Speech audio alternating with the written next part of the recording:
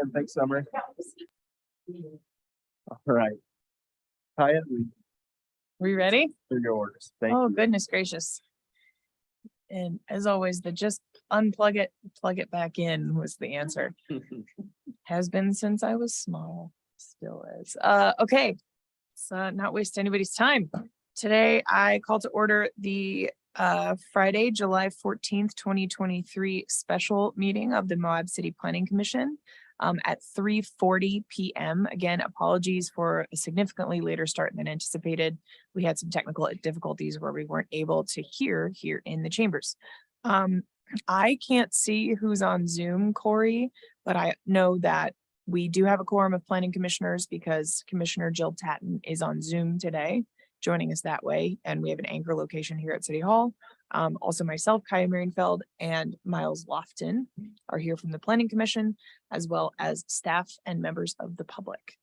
And I believe we have, I guess, an applicant or someone. Yeah, so in the Zoom waiting room, we have Clayton Priest on behalf of city staff and Amanda Levin Hall on behalf of the applicant team, and Mr. Harder as an affected neighbor. Cool. And then in the chambers, one of our applicant teams and an adjacent neighbor as well. Great.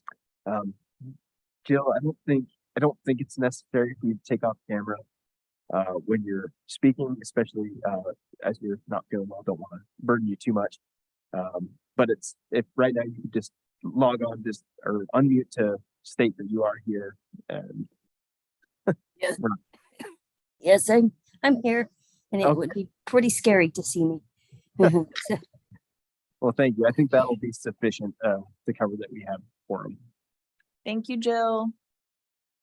Okay, first item of business, we have approval of minutes from our June 22nd meeting, which was our last meeting. Have you had a chance to look those over? I'm gonna look to you for a lot of motions today, Miles.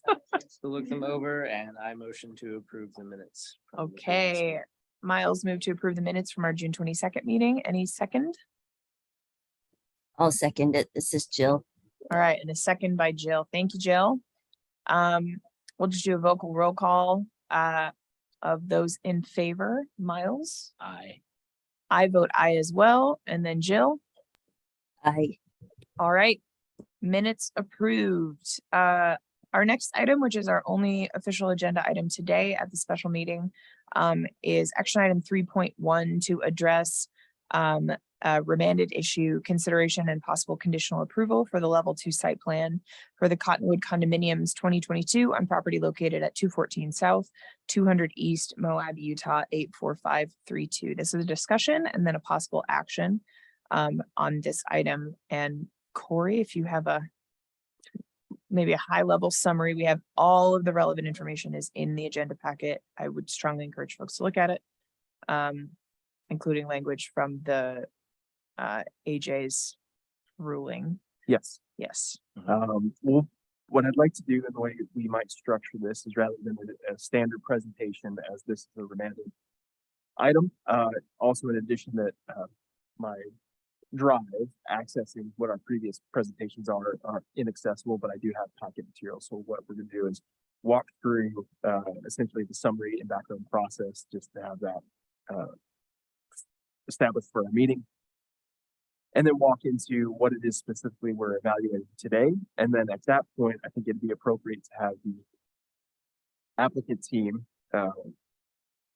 present on some of their materials, specifically the narrative of landscaping elements being proposed in this specific area. And then we do also have Mr. Hart, who is the adjacent neighbor to the south, who prepared a comment statement that was sent out to the commission, but because of the time from when it was submitted and then shared with the commission to when we've actually commenced the meeting, may not have been enough for the commission to review it in full. I know at least those in the chamber have tried to move through it as best they could, but I've asked Keith to maybe, as best he can, summarize a synopsis of his commentary for section 2, which is specific to this particular item. And then after that point, I think we'll have essentially had commentary from the city, from the applicant, and then from Mr. Harder, and then we might start looking into the clarification, because essentially we have a specified remand from the ALJ of the site plan, the elements that were charged to the planning commission to review again. And it's going to be essentially a working process for the commission to verify exactly what elements are to be approved in the described area. So that quick background again, and all of this is included in the agenda packet within that agenda summary, but the original what we call planning approval through the original planning resolution from I believe it was in August of 2022 was approved by the planning commission and then subsequently moved to a building permit. And at that point, there was an appeal filed by the adjacent neighbor, Mr. Harder. That appeal process continued on its own path, while during that process, the evaluation of a possible noticing element was elected to be cured by the applicant team, where the planning resolution was brought back before the commission in 2023. I want to say it was in March. Yes, March of 2023, through a new planning resolution number 02/2023. At that meeting, the planning commission approved that site plan consistent with what the original understanding and approval set and criteria were. The appeal process had continued and then concluded with a determination being issued by the ALJ on May 30th of 2023. Following that, the planning commission being remanded, or excuse me, the site plan being remanded back to the planning commission for reapproval with particular review of elements to be included within the buffering area. The ALJ determination that we're gonna, I think, focus on is section 1 and section 2. Or section 1 of the determination focusing on language governing what buffering definition was to be followed, specifically that the buffer distance was to be measured from lot line to structural property or use being the main frame of the structure of the applicant property, rather than between what was previously understood as uses. It is from lot line to main frame of structure. Now, section 2 of the determination acknowledged that there is some continued lack of clarity as to what elements in particular are to be permitted within that landscaping, or excuse me, the buffering area of that 15 feet, which is the question being asked today. The applicant team had been communicating with staff, working on a resubmittal plan. That plan was sent through in a complete form to the city staff this past the previous week, of which we had time to notice and set out this meeting. We anticipated that would be coming before the commission here in July, as this is our only meeting in July because of scheduling issues for quorum, and I do appreciate the commission making this particular special meeting work. Moving on to a little bit of a review of the property itself.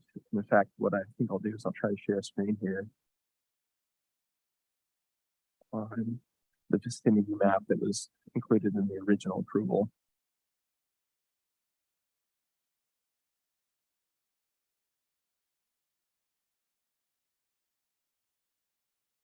Okay. Within this exhibit, we're identifying that the subject property for the Cottonwood condominiums is on the corner of 200 South and 200 East, with a Mill Creek pathway area to the north, and Mr. Harder's property to the south, and the Burns property to the west.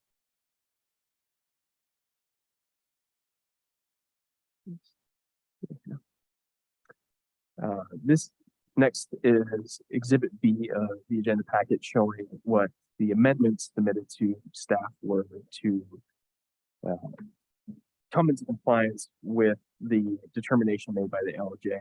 So this is more or less right now to show the layout of the approved structure from the original plan, with amendments made to properties, landscaping area and structural elements along that south property. Within that, the applicant team did submit a landscaping elements list and narrative to essentially identify individual elements and provide their perspective on how it does meet the qualifications as a landscaping element within the code. The substantial piece for review that was included was the ALJ determination. It, while itself is a little bit lengthy, the particular elements that we're, I think, focusing on is this section 1. I hope you can see that decently enough.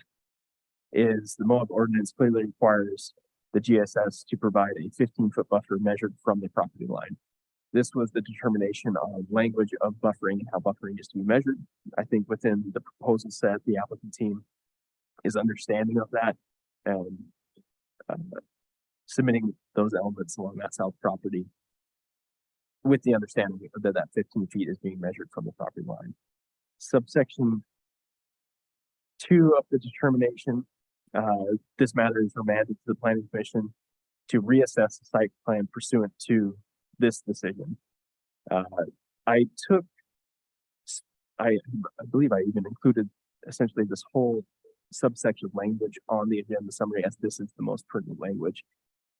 As I understand it, there may be some contest as to the reading of this language and what the actual question for the remand is. So this is at a later point, maybe where we'll have Mr. Harden and Clayton provide some contributions there. But essentially, the idea of what we're doing is that there are remaining elements related to the structures on the property for which the evidence is not sufficiently clear as to whether they violate 15-foot buffer. Those particular elements are what are being remanded to the commission for review. Okay. At this point, I think I'm going to ask the applicant team, and I know Amanda, you're on Zoom land. I think if you wanted to share your video, and then maybe we'll ask Mr. Thompson to come up if you're ready. And what we'll do is I will drive essentially through the submittal plans, and if on behalf of the applicant team, you can walk us through what amendments have been made. We don't need to get quite into the arguments behind each of those yet, but just identifying what changes have been made in particular. And then we'll move on to the Exhibit C landscaping elements list. Okay, thank you. And I think Terrence should be prepared to help with this since we did make some modifications. I believe that we've taken off some balconies as well to make sure that we're in compliance as far as the structural elements being outside the buffer. And then Terrence, do you want to walk through some of the other changes that we've made? I'll go ahead. Let's pull it up.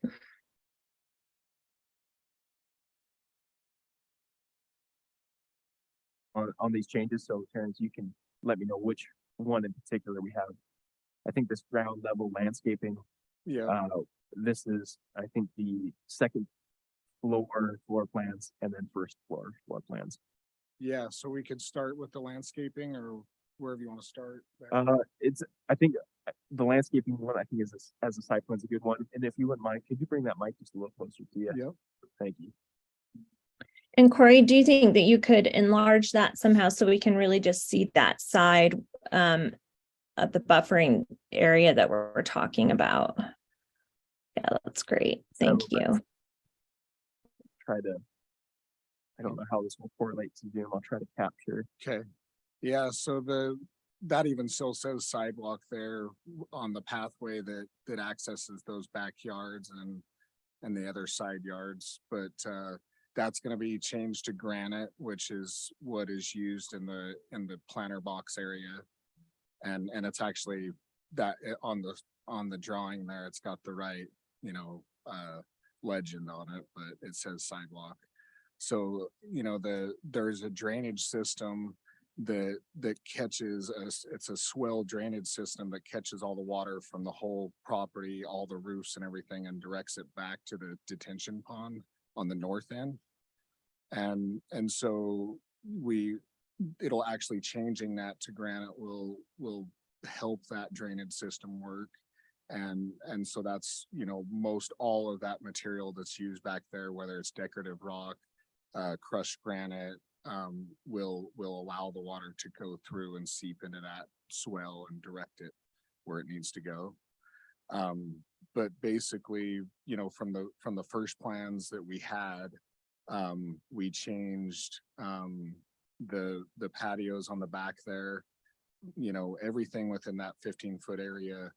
There was some wording on that buffer, that was not as clear as far as can you actually do sidewalk or concrete. And so originally those were concrete, and we changed those to landscaping pavers that are made out of sandstone to make it more friendly as a landscaping and really show the distinction from where the building starts and where the yard begins, rather than a lot of flat work coming out from it. And so we did the landscaping pavers on the two sidewalks on the units closest to the Burns's property. Also, but then everything else is, like I say, that, more of a landscaping application, and rather than doing a lot of flat work. And then I guess on this lower level, what else did we change? The two patios on the side encroached in that a little bit, so we are, taking those back. Yeah. And Terrence, if I may, I'll jump in as well to identify that the architect had, provided a hatched line to identify the 15 feet as measured from the property line. So everything we're seeing in context to that line is what would be that measuring mechanism. So I think within that, we're seeing that the hard surfacing within that area had been removed, as Terrence has said, and replaced with paver systems, and then yards being, as Terrence has identified, granite gravel, which, as the legend would show, this dotted identifier in both the pathway and then the yards. Yeah, and essentially everything is that crushed granite, except for the planter box area where you see the shrubs. That's a decorative rock, just to break it up a little bit. And then what I might do as well, Terrence, I'll go to the floor plans and see if there's any of the structural elements that have been changed. If you want to reference. Yeah, we could go to the second level where we did some. Yeah, so on the second level, there was the original plan had full-size 8-foot decks that came off those two 12-foot patio doors. And they were 8 feet, protruding from the building, 8 feet and 20 feet wide. And then there was a little roof in between them that bridged the gap for the lower patios. And we removed those and put in just the railing system that attaches right to the building, so they'll be able to open up and enjoy the outdoor and everything, but it actually won't have any actual deck, on it. And so we did those. The decks on the side, the two end condos were 8 feet, and that came into that line here again. The architect put that dotted line there distinguishes 15 feet from the property line. And so we took those back 2 feet, and then the roofs, to match, so that we weren't protruding into that zone. See if we did anything else.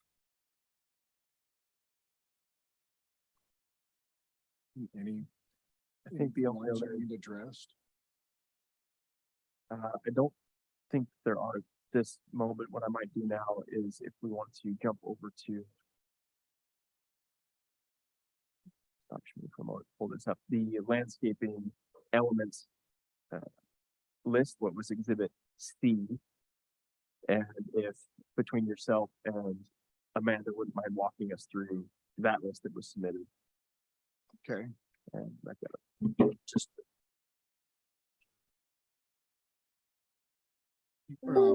you want me to do this, Amanda? Sure. So this is just the elements, that is on the south side of the property. The perimeter fence that actually is gonna be really close to the property line, kind of distinguishing the perimeter, will be 6 feet corrugated metal fence. This will provide privacy from any outdoor activities or access, noise, sight, etc.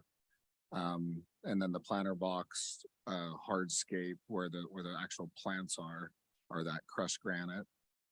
This works with the drainage swell system that directs the water to the detention pond on the north side of the property.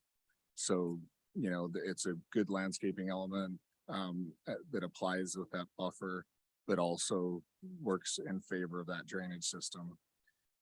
Plants and trees in the planter area to be mix of desert willows, Austrian pines, Japanese silvergrass, and Mongo pines, all of which will provide a mix of shade, greenery, appropriate landscaping buffer from sound and it'll add more privacy.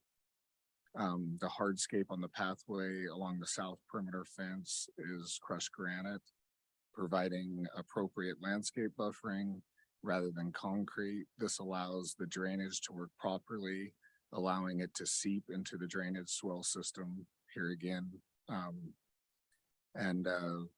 The center trees, the center 3 units, back patios, hardscape to be pavers. Unit 1 and 2 yard pass will also be pavers, and that's what we were discussing there. This is appropriate landscape buffering area showing the end of the structure and the start of the landscaping.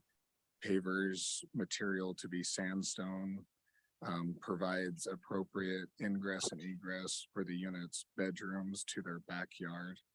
I think that it was always focused that was a high traffic area, and that all those center units that goes right into a bedroom. It'll be very minimal amount of access or in and out use on that side of the building at all.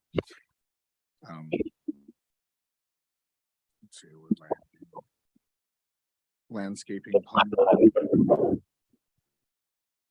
the walls somebody got the speaker on. The yards that separate the yard space, those are CMU walls. It'll be just like half walls with a metal cap, stucco face. And it's here again, this is in the buffering language, that it can be used as a landscaping item. And it provides separation between the individual units. They're deeded separately, so they'll be owned by separate owners. And so they need to have that separation to distinguish, either different tenants they're renting or owners using.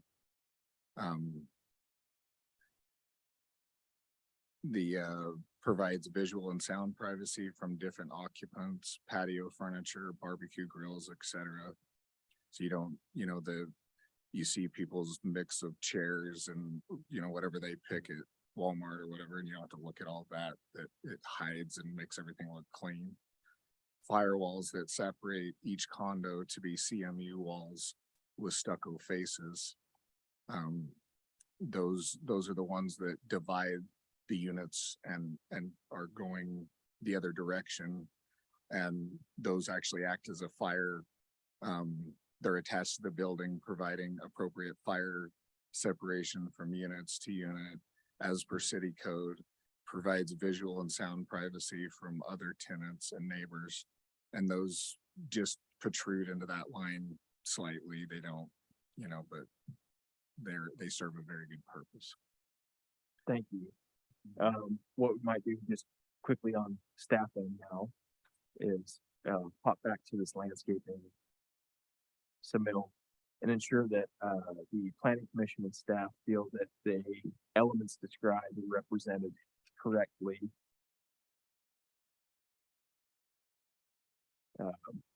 As we're moving south north, I think the idea that the gravel path has been identified in that landscaping list. The landscaping planted areas have been identified. The ornamental pony walls have been identified. Yards, pavers, plantings of trees. I think every element I'm seeing has been identified on that list. From this point now, if we feel complete, I'll go ahead and wait for a nod from the commission that we feel these have been sufficiently reviewed for the moment to move on now to what our review criteria are. The sidewalk is now gravel. It is now, and it actually had been gravel previously. There Yeah, were I'm not original iterations of the plan that showed concrete there, but the original staff determination was that that was not acceptable, and it was actually gravel at our last approval, and it should have been gravel, I believe, in which it was on the even original approval in 2022. I think There s- are multiple iterations of the plan that show it in different contexts, though, so the misunderstanding is understandable. Yeah, Okay. and correct seemed- on the legend is correct, how the little triangles there, but I think her system must accidentally plug it in, when she It revises it seems or to be something. one of the bigger points of contention, so that's good to clarify. Yes. Yes. The Um, other thing I was curious about, is I just wanted clarification on that. But these back patios have direct access to the unit's bedrooms, not to any other space within the unit? Or are there doors accessing other parts of the unit that exit to that pathway? The three center condos, you can see the beds set up, there, so those go right into the back bedrooms. And of course, you can access the rest of the unit, once you get in there, but Sure. and Yeah, then of course. the two side units, the door that goes in, like, similar to like an entry door is there on those, two units on each side. But that being said, all of the access is designed to access from the other side. From the north side where the Yeah. parking and the paved road and everything Yeah. is. Okay. Yeah, so there'll be very low, amount of people accessing from that side That was by my design. understanding. I just wanted to make sure. Okay. Any other questions from the commission on the elements? I don't think so. Okay, we're by no means are we moving on. We're just trying to process these information pieces. So where I'd like to actually jump to now is back to our agenda summary. Within that summary, these were again the determination points that seem to be pertinent to this remanded reassessment. Within our site plan review section, I want to highlight that these criteria are what we're reviewing and identifying under. The use parameter in place is within the code, and we're going to jump now to the municipal code and read verbatim at that point. But again, these criteria are those that we're reviewing under. And then I think it's of particular importance to understand that you, as the appeal authority, outside of the section 1 of the determination, which is that the ALJ said it is 15 feet from the property line, and we're measuring from that perspective, which I'll note that the staff has understood that point previously, but of course, under the context of the appeal and the multiple aspects of the code that of precedent of review is why it maybe hadn't been evaluated in such a apparent way. I'm so sorry. I've been waiting for an emergency call, so if we Yeah. can just pause for a second. Go for it.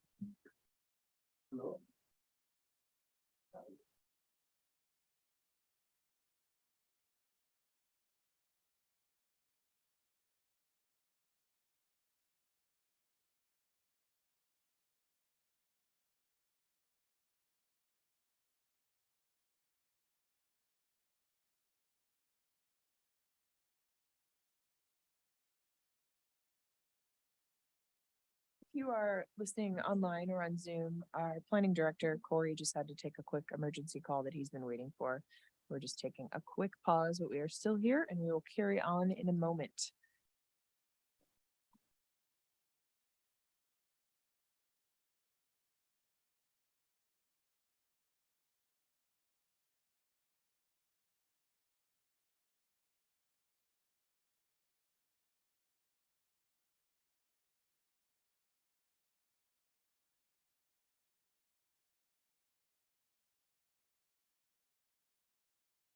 Um, where I believe I left off is on this particular subsection B, as planning commission's land use authority to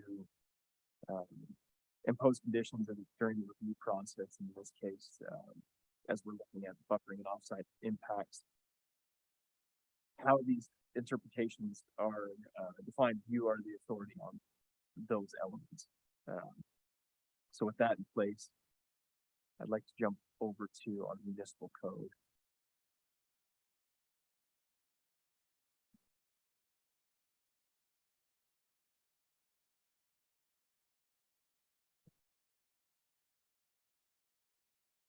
So just for the high level stuff, so I'm thinking about this as we're going through everything.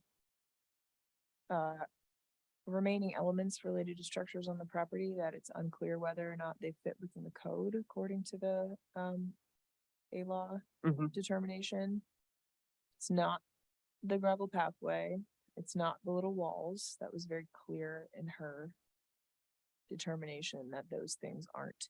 It seems to read Consistent. that way. I think Mr. Hunter has an opposing perspective on that, so we'll Okay. probably need Clayton to provide a clarification determination on those elements. But I think regardless, we should be evaluating all elements regardless of the ALJ's determination. All elements should be considered because I think what the statement, and we can maybe, this is something we're going to get into a little bit later, but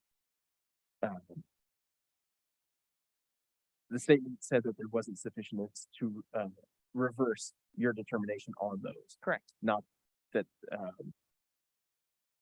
she was making a judgment on them, which I think seems to imply that if there was not enough evidence to reverse them, that they remained in standing. Correct. However, I think reviewing them in a holistic context will make sense, but I think the findings will probably yield that they are indeed acceptable, but that's what we're going to have a conversation on all of the proposed All right, aspects. great. Thank you for bringing that I up. was trying to put a few out so we could focus on the ones we really need to, Totally. And I think, which I Sure. honestly think we should. and through this, what my hope is that we're going to be hoping this screen I feel will like switch over here. some of the points of discussion will be fairly concise. That's my hope. So I'm now sharing the municipal code as we can all read it together within the R3 zone, which is the underlying zone in which the property is developed. Under that multi-household dwellings use parameter subsections, this has changed since the approval, or excuse me, since the entitling date of review. So there are inclusions in here that this property is not participating on.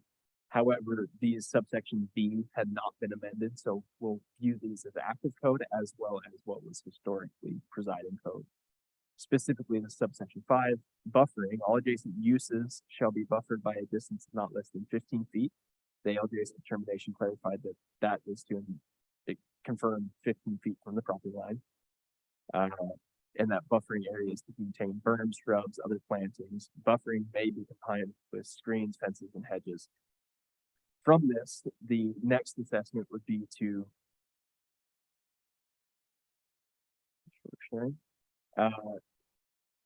review under buffering what is by definition considered an improved buffering component.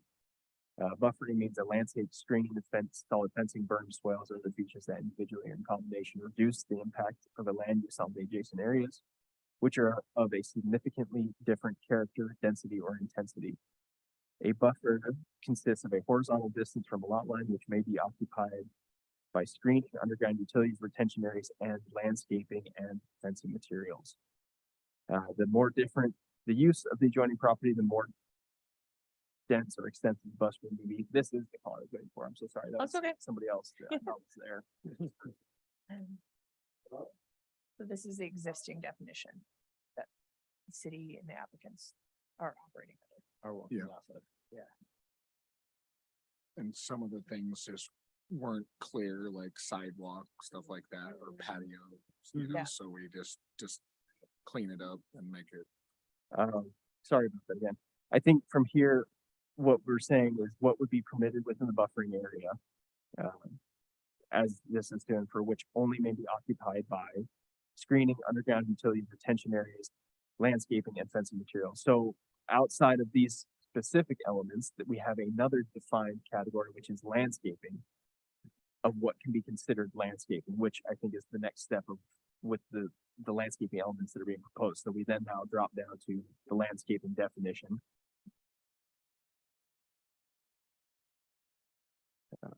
Thank you, Pastor. Thank you. Landscaping means a combination of planted trees, shrubs, vines, ground cover, flowers, or lawns. In addition, the combination or design may include rocks and such structural features as foundations, pools, artwork, screens, walls, fences, or benches. But such objects alone shall not qualify as landscaping. The selected combination of objects or landscaping purposes, for selection of objects for landscaping purposes shall be arranged in a harmonious manner as determined by the zoning administrator.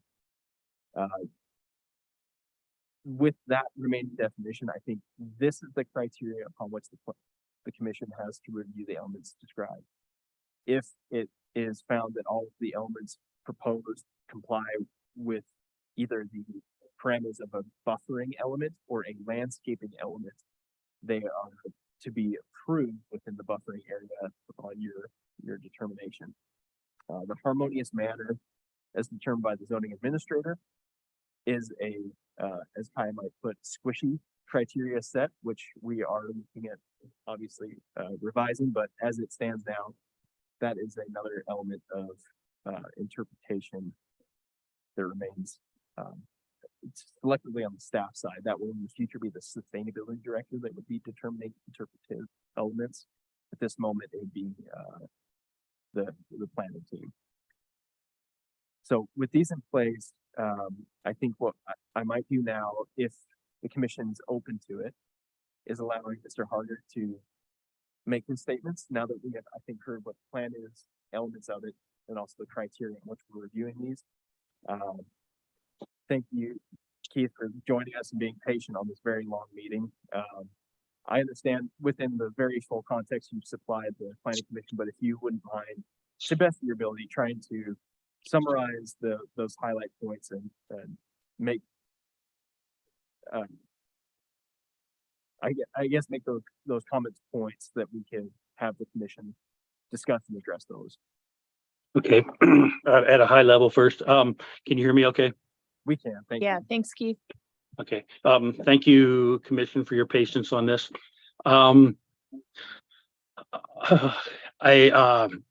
Until a few moments ago, I didn't know that the proposed revision to the statutes to redefine what's allowable in a buffer and to clarify what's allowed in a buffer was not on the agenda today.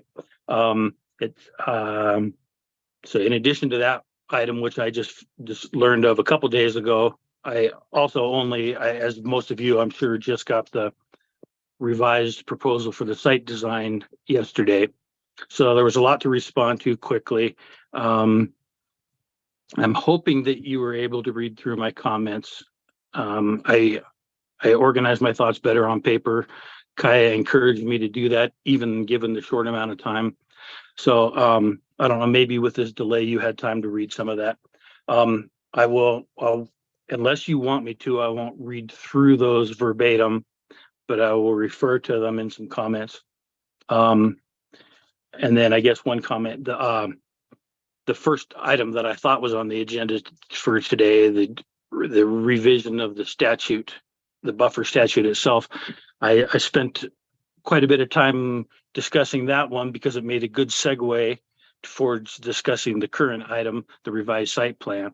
So even though that's not on there, I would ask that you please read my comments, particularly guessing that there might not be a decision made today, that there might be some things taken under advisement. Given the amount of disagreements that we probably have on some of this. So jumping to the site plan itself, I guess I'll start here. A frustration with this thing for me, I know you're frustrated, but a frustration for me is that we've been dealing with, or we're looking at really clear, unambiguous statutes, and they've managed to get convoluted and confused and to a point that I don't think they needed to be. And then that carried through our very lengthy, involved appeal process. I don't think any of us ever wanted that appeal process to go on as long as it did. It would have been nice to just work towards a resolution. I wish we could have done that conversationally, but that's not the way it went. Because of that process, things got even more complicated and harder to follow and more technical than they might appear on a cursory level. So my first comment, the most important comment regarding this, is there's a line in the staff report here. I'll just read it. This is referencing the appeal authority's judgment. It says, the determination concluded that certain ornamental and landscape features, including the gravel path and patio enclosures, as approved by the Planning Commission, were not arbitrary, capricious, or illegal. However, the remaining elements related to structures on the property for which the evidence is not sufficiently clear as to whether they violate the 15-foot buffer was remanded to the Commission for determination. I know it's not intentional. Again, this is because there's a lot of complex issues. That was not an intentional mischaracterization, but that's an abjectly inaccurate summary of the ruling. It's almost opposite. And I'd invite you to read the ruling. And in my comments, I pulled out a couple specific excerpts, and I'll read those, I guess.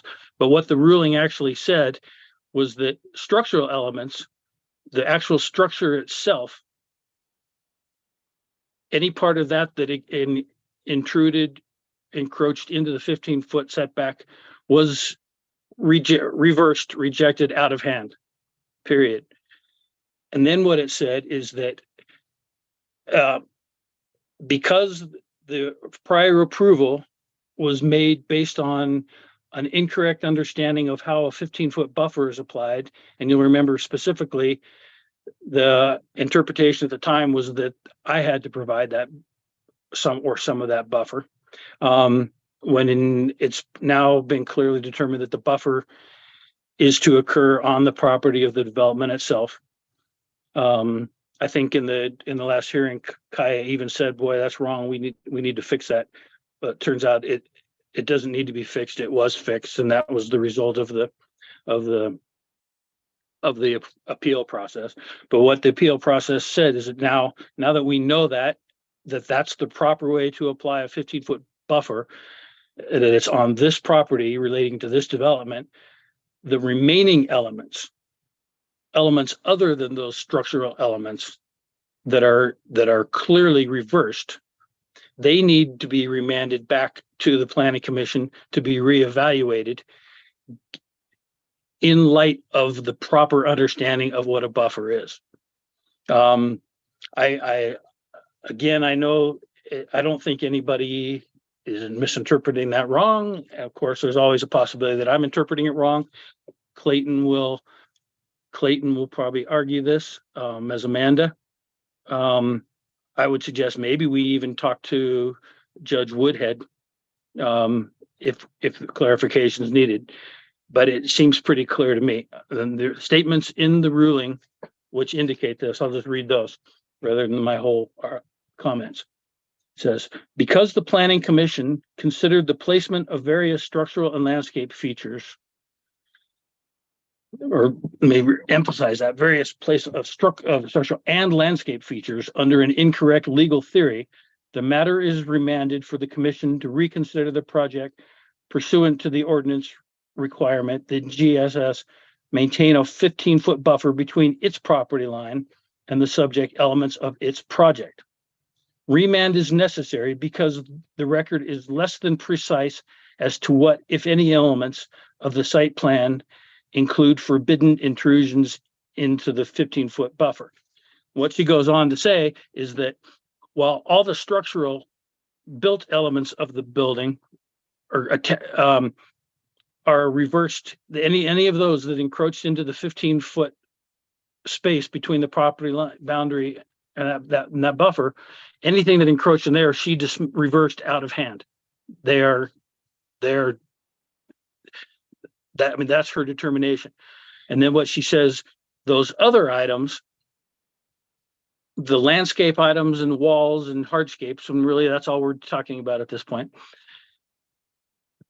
The record's not sufficient to say that to reverse the planning commission's decision in an appeal process alone based on those being arbitrary, capricious, or illegal.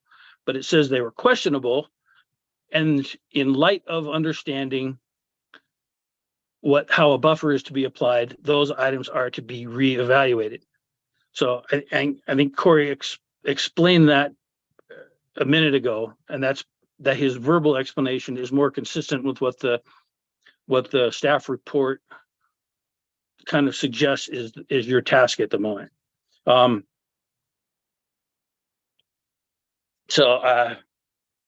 Anyway, there's another quote there, but I'll leave that, let you look at that. Am I going too long? Do you want me to stay more high level? What I think this is a really good and important point. So I might continue where you had left off, because I think reading it verbatim, I know it's exhaustive, but it's so important to this, I think, point is I might conclude the remainder of that statement and then maybe have a statement from Clayton if he's prepared, or you can wait.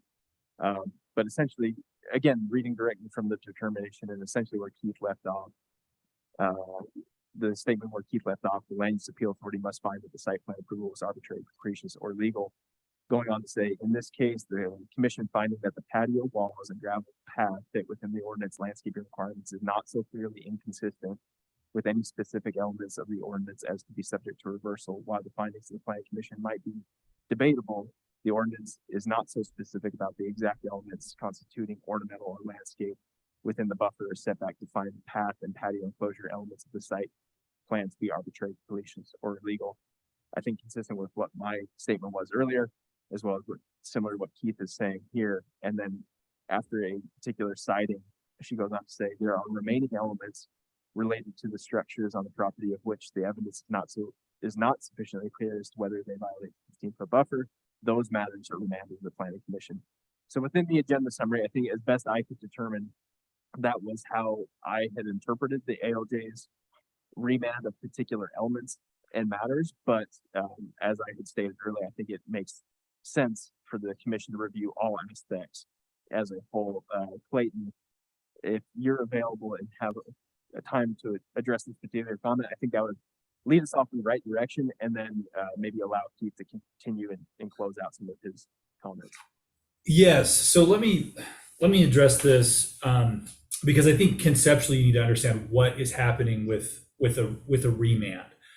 And to be clear, when you look through this section 2, there wasn't anything that was reversed. Just because something's remanded is not the same thing as it being reversed. So Utah law is clear that whenever there's not enough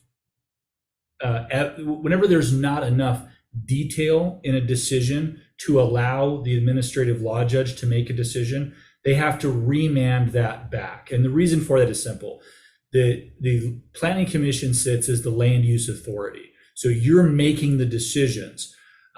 Those decisions have to be articulated in a way that have findings that then can be reviewed by the administrative law judge. And so what you see throughout this section is noted there's references to insufficient evidence. It's not clear from the findings. And so for that reason, we're going and these things are being remanded back. Essentially what it means is can't make a decision on this because the ALJ can't make a decision because there's not enough detail in the decision of the planning commission from the prior go around with regard to how these specific both structural and landscaping components fall within. The court or the AOJ does note that, and Corey read this section, that there are certain things, the path and the patio enclosures. There's not, while they can be debatable, and that's not the standard, right? The standard is arbitrary, capricious, or illegal. While you could debate those things, there's the evidence that was presented on path and patio enclosures were sufficient to allow the judge to find that they were not arbitrary, capricious, or illegal. So what we're looking at then is just the other elements of the landscaping plan. And Corey has advised that we look at this holistically, and that's what the planning commission should do, is look at all of the components, anything with it, which is in that 15-foot from the property line, 15 feet in, anything that falls within there should be evaluated as to whether it's consistent with buffering and landscaping, as Corey explained. So the purpose of the remand is to come back, create a written record, which then, if Mr. Harger decides to, he can appeal that back to the administrative law judge, and there would be sufficient detailed written findings that specific conclusions as to how those apply to interpretations of law could then be applied. So I hope that clarifies the limited purpose for what we're here to review today. And do you mind if I make a comment? Can you guys hear me? We can. Amanda. Yeah, go ahead. Okay. Thank you. Thank you. So when we were remanded back and the record wasn't clear as far as what fell into the buffer, we did go back though. We understood that the structural elements had to be removed. And so we actually had already started building those decks that were protruding into the 15-foot buffer zone and removed those at great expense and then changed that to Rapunzel decks. And so we understand that the structural elements, we get that, and we've accommodated for that. And so I do think, as Corey was reading, the buffering definitions and the landscape definitions, it seems like everything else really does fall within those. And so I agree with Clayton that we're just kind of here just for that limited purpose. And so if I can, I know there's, and I'm sure there is disagreement, but as already stated, between the parties about, well, what was reversed, what was remanded. That's really not the big issue for the meeting today. What we need to focus on is what are the elements, the landscaping, structural elements, what's based on the plan, what's within that 15-foot zone, and does that meet with does that satisfy buffering and landscaping requirements, and focus on the factual issues of that and presenting those on both sides. The questions about what the intent was on the remand, or was something reversed or not reversed, that's something that will be sorted out either with the ALJ or on further appeals or between the parties. But the purpose of this meeting is to look at the facts, because the Planning Commission, as the land use authority, is the fact finder and is the administrative law judge can't make factual determinations. By our ordinance and state law, her review is limited to what's in the record, what's discussed, and the actual decision that's made and the findings that are made by the Planning Commission. So to the extent we can shift now, and like I said, it's really not relevant what was reversed, what wasn't. We're looking at this holistically, and the purpose is really just to gather information so the Planning Commission can make specific factual determinations, which then could be appealed by either side if they disagree with how those facts are applied, if they're arbitrary, capricious, or legal. So if we can kind of shift our focus away from what the ALJ intended or didn't intend and focus just on what are the specific facts and merits for or against structural or landscaping elements within that 15-foot buffer area. Thank you, everyone. And I think maybe at this point, it would make sense for Keith to continue. And Keith, like you're saying, obviously with the written statement, I think, like you had said, speaks for itself, but I think maybe as best we can, encapsulate the rest of those points, because I think there were a few more that were relevant. Okay, and with Clayton's explanation, that makes a good segue. That's actually where my letter went next. Was discussing those specific items that encroach into the buffer, and the argument of whether they are permissible or not. I wanted to have that discussion though about the ruling because it seemed to me that the commission was being given a false directive here. I think we're all in agreement now that we need to look at all these items. So I'm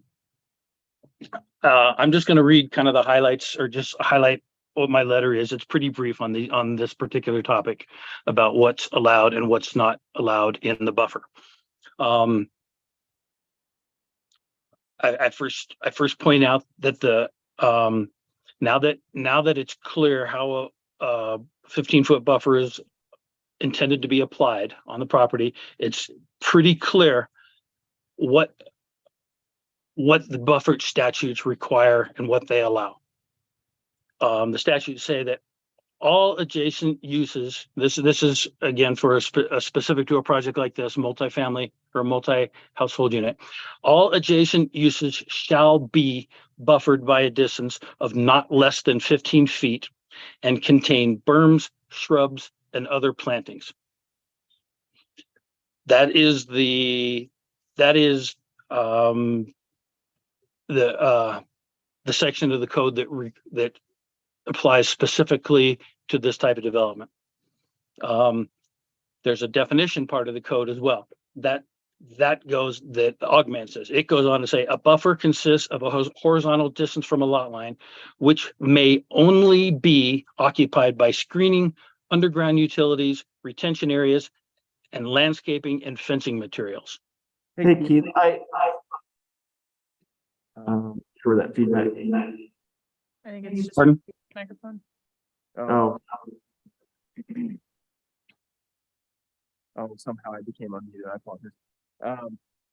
I think for sake of time, while I totally agree with reading verbatim the statutes as they are clear, I feel I just read directly from the Okay. zone, this parameter, the definition for buffering, and the definition for landscaping. So assuming that we all retained that understanding, you can specify points within. Well, okay.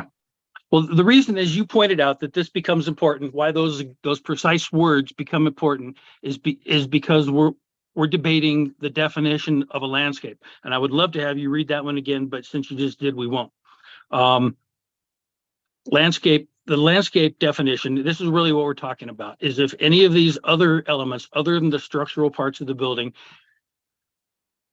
can be characterized as landscaping. I mean, we could probably distill this question down to that simple. That definition of landscaping you just read was pretty clear, that it was what normal people think of as landscaping.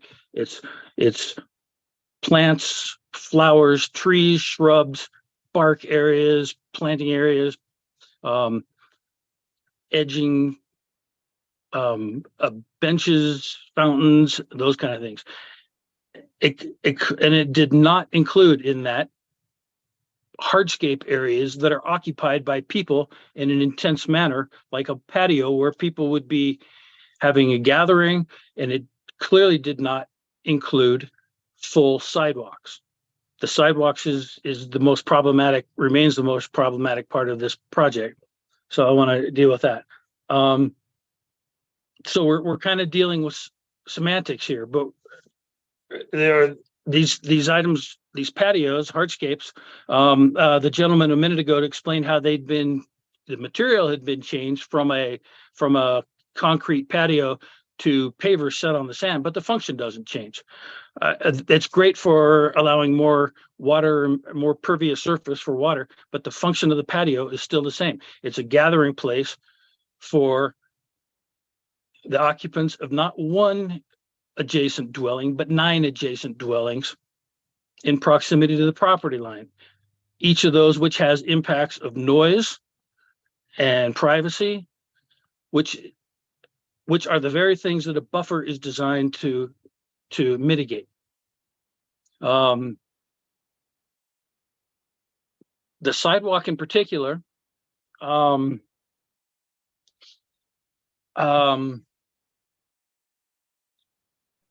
I mentioned, is the most problematic. It's right up against the property line. There's two big issues with that sidewalk.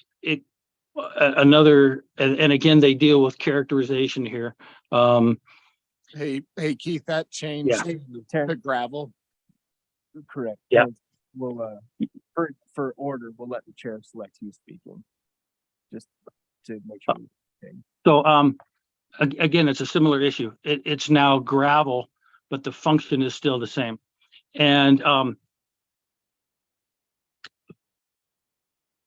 I don't know if you had a chance to read or look at, maybe you could look at it while I'm talking to you, pages 6 and 7 of my comments. It's still, whatever, by any other name, whatever you want to call it, or whatever material you want to call it, gravel or concrete, it's still an actual sidewalk that people will use to access the front doors of the majority of the units on this project, the 4 biggest units at the end. It's not used for access, Keith. We've already stated that. No, excuse me, don't interrupt. This is my frustration. You Hey, guys, hey, this guys, isn't a hey. discussion. Everybody, real quick, one sec. I mean, the glorious thing about Zoom is we will mute everybody, and Terrence, we will remove you from the podium if you have commentary like that again. I think, for again, sake of time, I understand this is a contentious issue, but I think, Keith, you are in the process of making the points, but what you're essentially saying is that the elements of landscaping don't constitute the use of the landscaping, and that's for the planning commission to use their determination, whether that's the interpretation of the code. Is that encapsulating your point? And if there are further points, please do make them. That is what I'm trying to give the planning commission enough information to accurately make that determination. I'm trying to make a point. There is an assertion that that sidewalk will not be used by access. The fact is that it has to be used as access according to the building code. I put the sections of the building code in my report. Do you want me to read those, or do you want me to just kind of leave it at that? We have it in front of us, and I think that the distinction that the applicant who's here is trying to make is that, yes, of course, people will use a pathway as a pathway, but that the primary pathway access point is something different. It's the same when you have a fire access easement that isn't used as much as the front door, for example, I think is the distinction you're trying to make in Chambers. So access is accurate, just like an access easement would be, but characterizing that as the way that everyone consistently will get in and out of all of the structures is something that I think the developers take issue with. Just clarify. I understand that they take issue with that, and we'll have to agree to disagree. If I'd invite you to read all the briefs that were submitted for the appeal. I went into better detail explaining this, but I understand that somebody driving their car in is going to get out of their car and walk into the garage, but that's not the only way that a building is accessed. If there's a first responder who has to come for emergency, if there's visitors coming who aren't parking in that garage because the door's shut, if there's a salesman, a solicitor, politician knocking on doors, any fireman, ambulance, any of those people are going to have to use that front door on the north and the south side of the property. It serves as the front door. And the problem with that is that's one of the most intensively used part of a project, that along with the patios that I mentioned a moment ago. And it is located immediately adjacent to the neighboring property. The whole point of a buffer is to separate those things from the neighboring property. In this particular project, they've got buffering between that sidewalk and their own patios and their own bedrooms, but that's not the point of a buffer. The point of a buffer is not to protect this developer from things that he finds objectionable. It's to protect the neighboring properties from that activity. As a result, that the statute, I won't read it again. Just Corey already has the statute for a buffer says that it has to be a minimum of 15 feet occupied by landscaping, trees, shrubs. And in this case, the first 5 feet is occupied by a pathway. So Keith, I think you've made your point in this, and what I do want to jump maybe back to Clayton as a clarification of what it is that we're being remanded to reassess. Is I think Keith's point is that the use aspects of that area are not in line with the intention of the intent of the code. But That's not what we were. I remanded feel to. that we were mandated to analyze the materials or matters of landscaping elements. So whether gravel is used as path, I don't think is a matter. I think it's holistically how we do need to approach and evaluate this. But I think what we're literally doing is to evaluate the landscaping elements and if they qualify as defined buffering or landscaping through the definitions code, not how those things may or may not be used use-wise. I absolutely 100% understand Keith's perspective on this, and that's why I think we can cut that point and kind of I'd like to move into the planning commission's assessment at this point after Clayton's response. So just to be clear, I think that the planning commission can consider both, right? If you feel that the way something is going to be used is inconsistent with landscaping, I think you can look at that. You can also look at what the material elements are, and you as the fact finder need to weigh both of those. As I think Corey pointed out, I mean, you could have a lawn that is just used to be looked at. You can also have a lawn that was used to hold football practice. Those two uses would have very different impacts on neighboring properties. And so what you're tasked to do is to use your best judgment in evaluating both what the applicant and the neighbor are saying, both in terms of intended use and materials, and determine what you believe falls within that appropriate section. So I think you can use both, but you need to exercise your judgment as reasonable fact finders so that you can make a decision as to what fits within or not. Obviously, when we're starting to get into potential uses for things, that may be difficult to substantiate, but that again is your responsibility as a fact finder to weigh the evidence that's presented and make decisions as to what you feel like fits and is credible. Thank you, Clayton, and thank you, Keith, very, very much for your comments, for your letters. Please be assured we have read the entirety of your filings on the appeal. I've read them. I've read what you sent to us today as well, and I believe Miles has as well, and Jill also, who's here, and then the other commissioners who were present last time when we first saw this.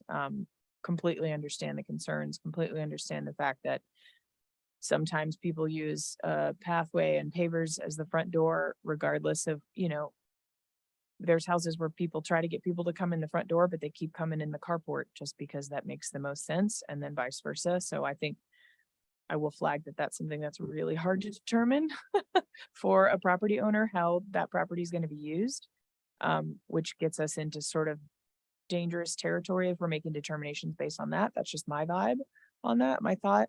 But we really appreciate you providing your perspective and then helping clarify through your appeal who is responsible for buffering and where that begins and how much, because I think that is something that came out of the appeal that is obviously absolutely clear.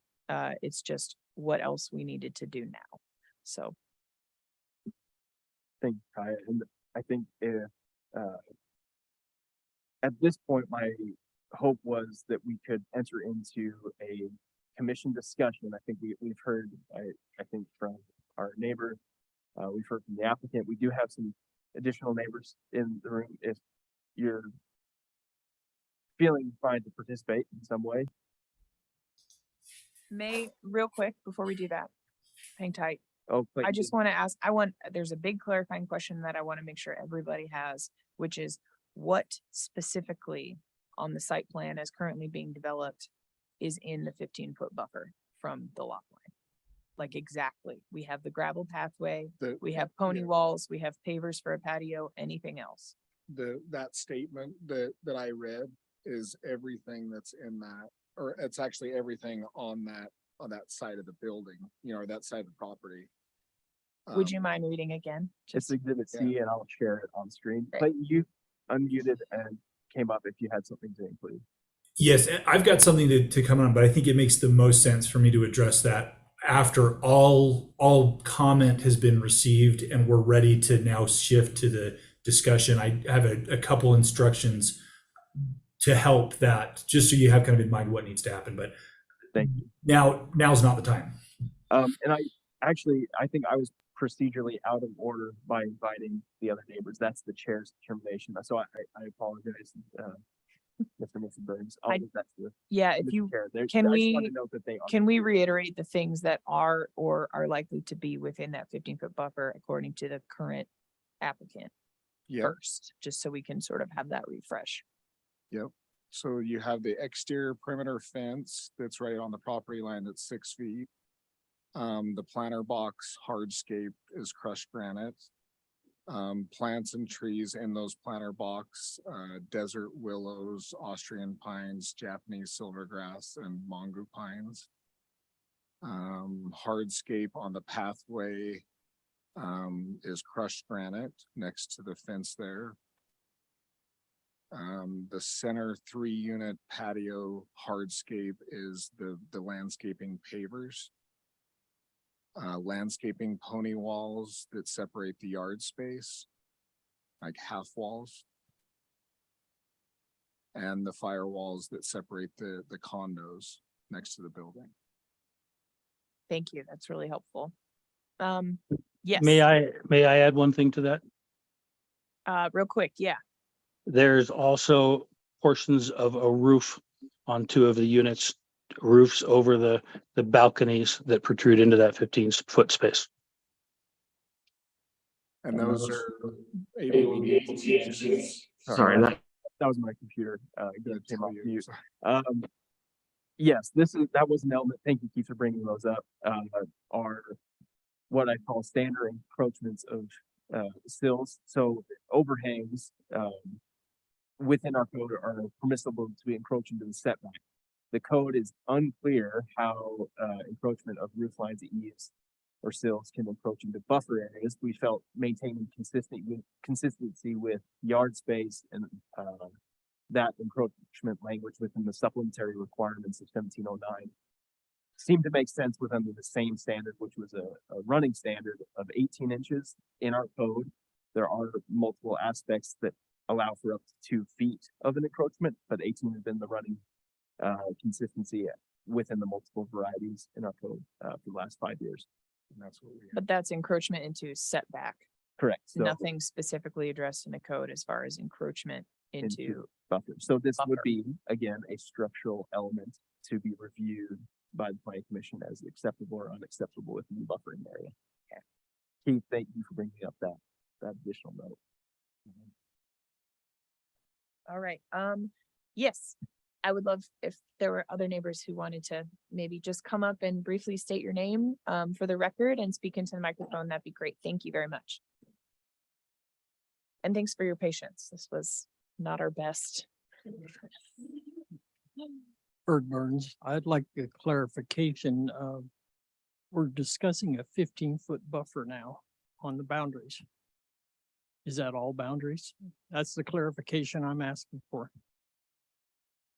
That would be the 15-foot buffer as laid out in code between, Good. I think has an answer. oh, Yeah, Yeah. so this specific remand relates only to the southern border, because that's what was appealed. So we're only looking at things that were appealed from the last, from the prior meeting. So if there was a border or side that didn't file an appeal, the time to file that has now expired. And so we're only focusing on the border with the Harder property. Thank you for the clarification. thank you for the question. All right. I would love to hear Clayton's clarification of direction before we begin our discussion. Okay, so I wanted to make clear how to proceed with written findings. So as we talked about, I think fairly extensively before, the purpose of this remand is for you to make specific written findings of fact and conclusions as to how you're interpreting the code so that those can be evaluated potentially on appeal by either the applicant or and the impacted neighboring property owner. So there are a couple of ways to do that. As you have your discussion, you can orally make findings and then instruct staff to compile a written finding for you then to, at another meeting, adopt. And it wouldn't be a reopening of comment or anything like that. It's similar to approving minutes, at which you're familiar with. So you can make findings and then have staff go back, review the oral findings you make, and then prepare a written document for you to look through, make sure that's consistent with the findings that you wanted, and then sign and adopt that at a subsequent meeting. You can also, there are draft resolutions that are prepared. Like last time, you can incorporate certain documents or arguments that were presented by anyone as part of those, as part of that resolution. So I just wanted to make it clear before you start your discussion, if there are, because developing written findings in a discussion meeting like this is often difficult. Those are two options that you can pursue to clarify and make specific findings. So again, it's either incorporate documents or arguments that were presented into an existing resolution today, or you can have staff prepare those based on the findings that you make. If you do that, you'll just need to be clear after you have your discussion, what are findings? If there's evidence that you're finding credible, persuasive, indicate that as well, so that then staff can make a complete finding for you to look at a later date and make sure that's consistent. So are there any questions regarding those processes and how the ultimate findings are going to look based on how you go forward? No, that makes sense to me. Clayton, Miles, or Jill, anyone have any questions? Not in regards to how we can go about that. Okay. It's pretty clear. All right, thank you, Clayton. Okay, So at this point, I'd be happy to bring up any of the elements presented, specifically those exhibits A, B, or C. Mhm. And I think we're into a findings of fact determination arena on those elements proposed. So I think as Clayton's laid out, we'd have to essentially individually analyze each of those and determine they are permissive or they are prohibited. Sure. Do we just want to go down the list? sure. Wanna That throw- works. I throw can 'em out? share, yep, I can share screen. And to point out, as Clayton's pointed out, it's not, unfortunately, just a simple yes, it works, or no, it doesn't. It's a yes because, or a no because. Yep.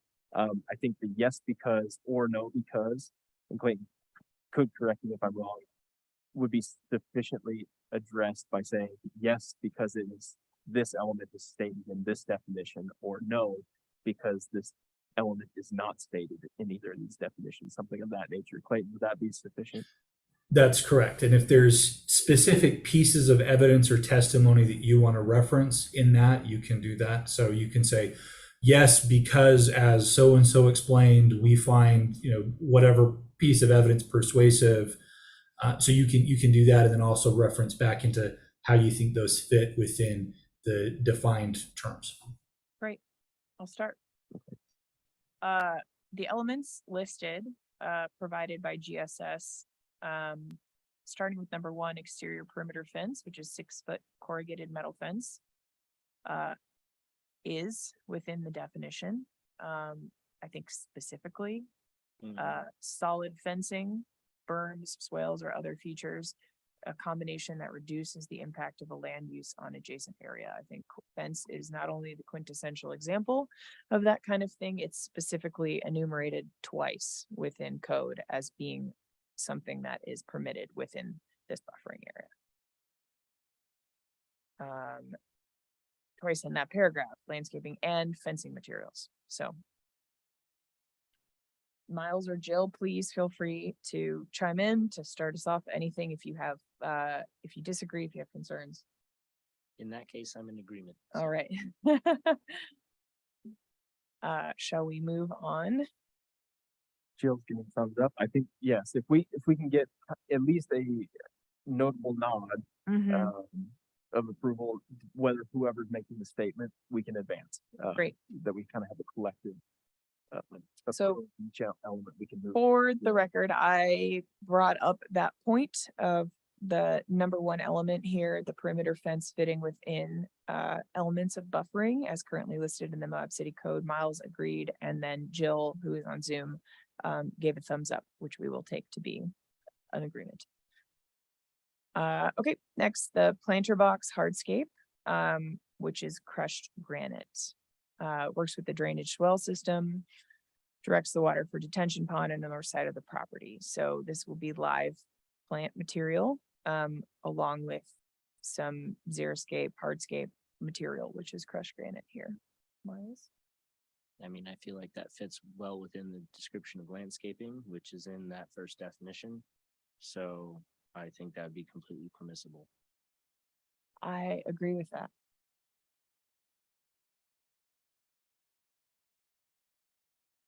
Jill? I think, and for Jill's, I agree as well.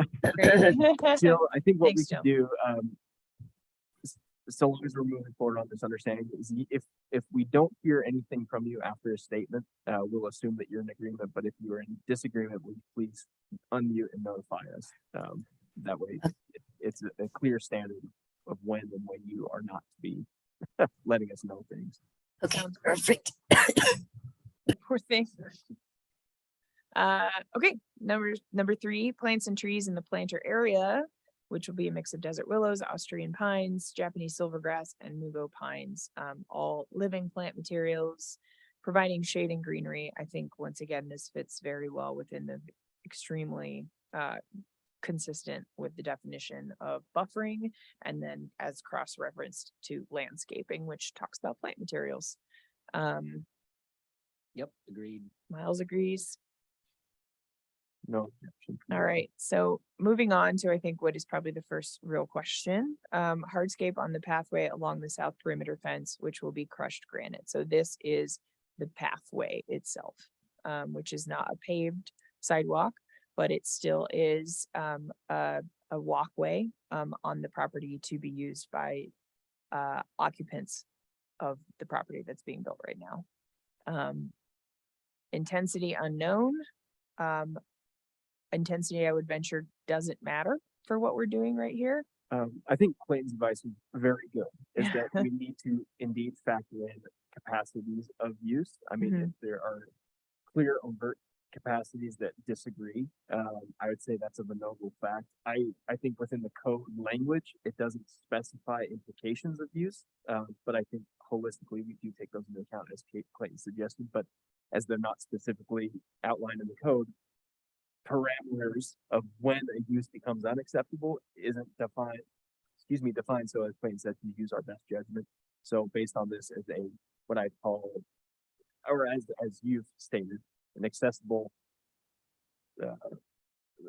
occupancy path, as well as, not an illegal term, public sidewalk. Yep. It is not, but it is what would be accessible by those occupying, those living or utilizing the property in any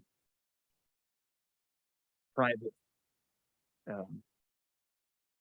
access. I'm trying not to use the word trespass, but as a individual of any type, whether it's EMT or anybody else has authority to access on approved pathways, this is typically not what we would see in that nature. It'd be along driveway systems. I think EMTs will go to the driveway accessing. I think that's been identified, but Well, and I No. guess that's a question. I couriers have. will go to the addressing, which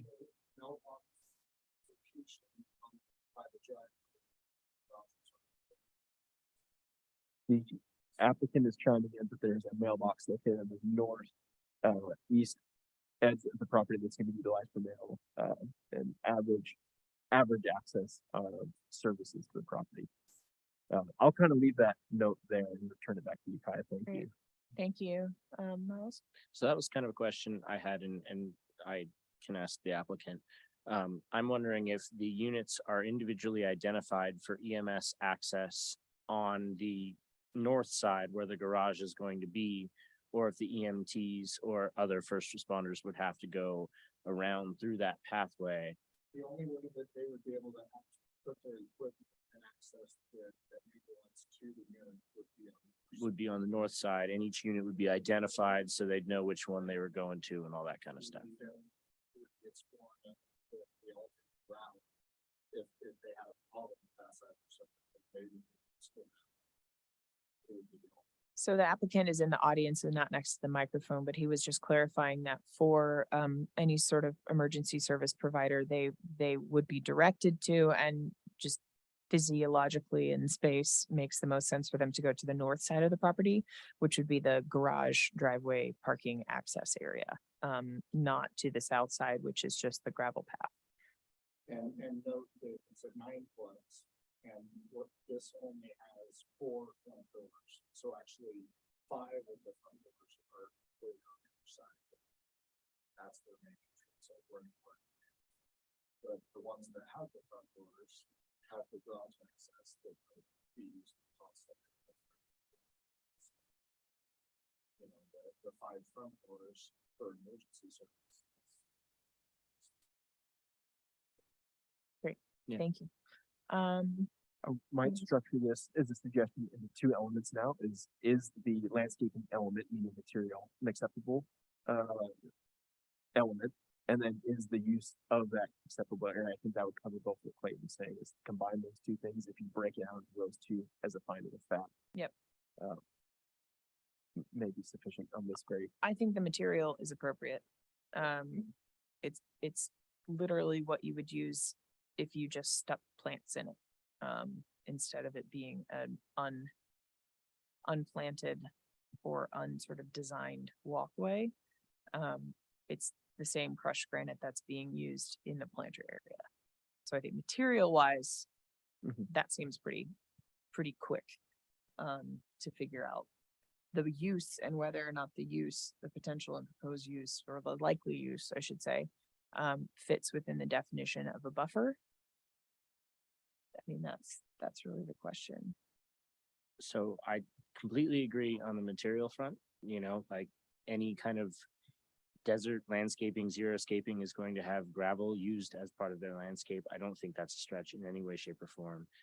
And essentially, what I'm trying to think about is, are they encouraging people to walk through the landscaping, or are they encouraging people to enter the other side of the building?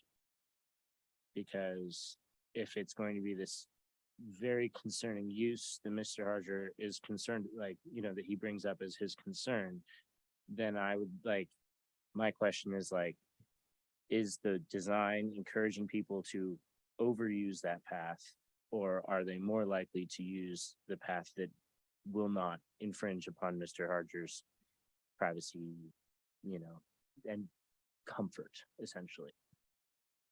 This just has me wondering how this normally works.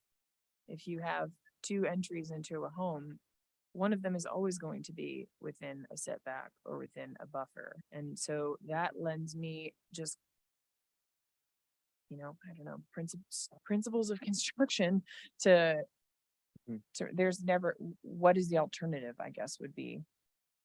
So you have 15 feet, okay, you have a 15-foot from the edge of the sidewalk to the building, but the sidewalk is still where the sidewalk is, or the gravel path is still where the gravel path is.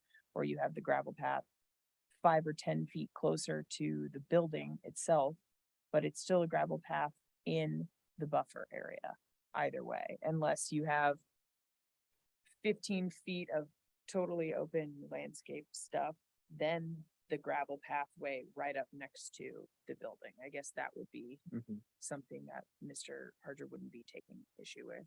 I think the way Miles has framed this is, I think, an appropriate way to look at that is what is the intended circulation? What is the intended primary? What is the front? What is the primary occupancy front for the occupants? I understand there's always going to be auxiliary uses everywhere, but I think why I think this is important to address as a landscaping element is if we're implying that this is to be an area that is inaccessible to occupancy, that's a different type of determination. If this is to be void of pedestrian access, that's one way. That's a different way of looking at this. But I think what we're saying is, can you walk through a side yard and are you permitted to walk through a buffer? That's kind of the point of the question. Is a buffer a no-go zone for anything? Meaning pedestrian, not materials. Yeah. And within that, there's obviously a gradient of intensity. We don't have a metric within our code, so it is your best judgment based on the design here.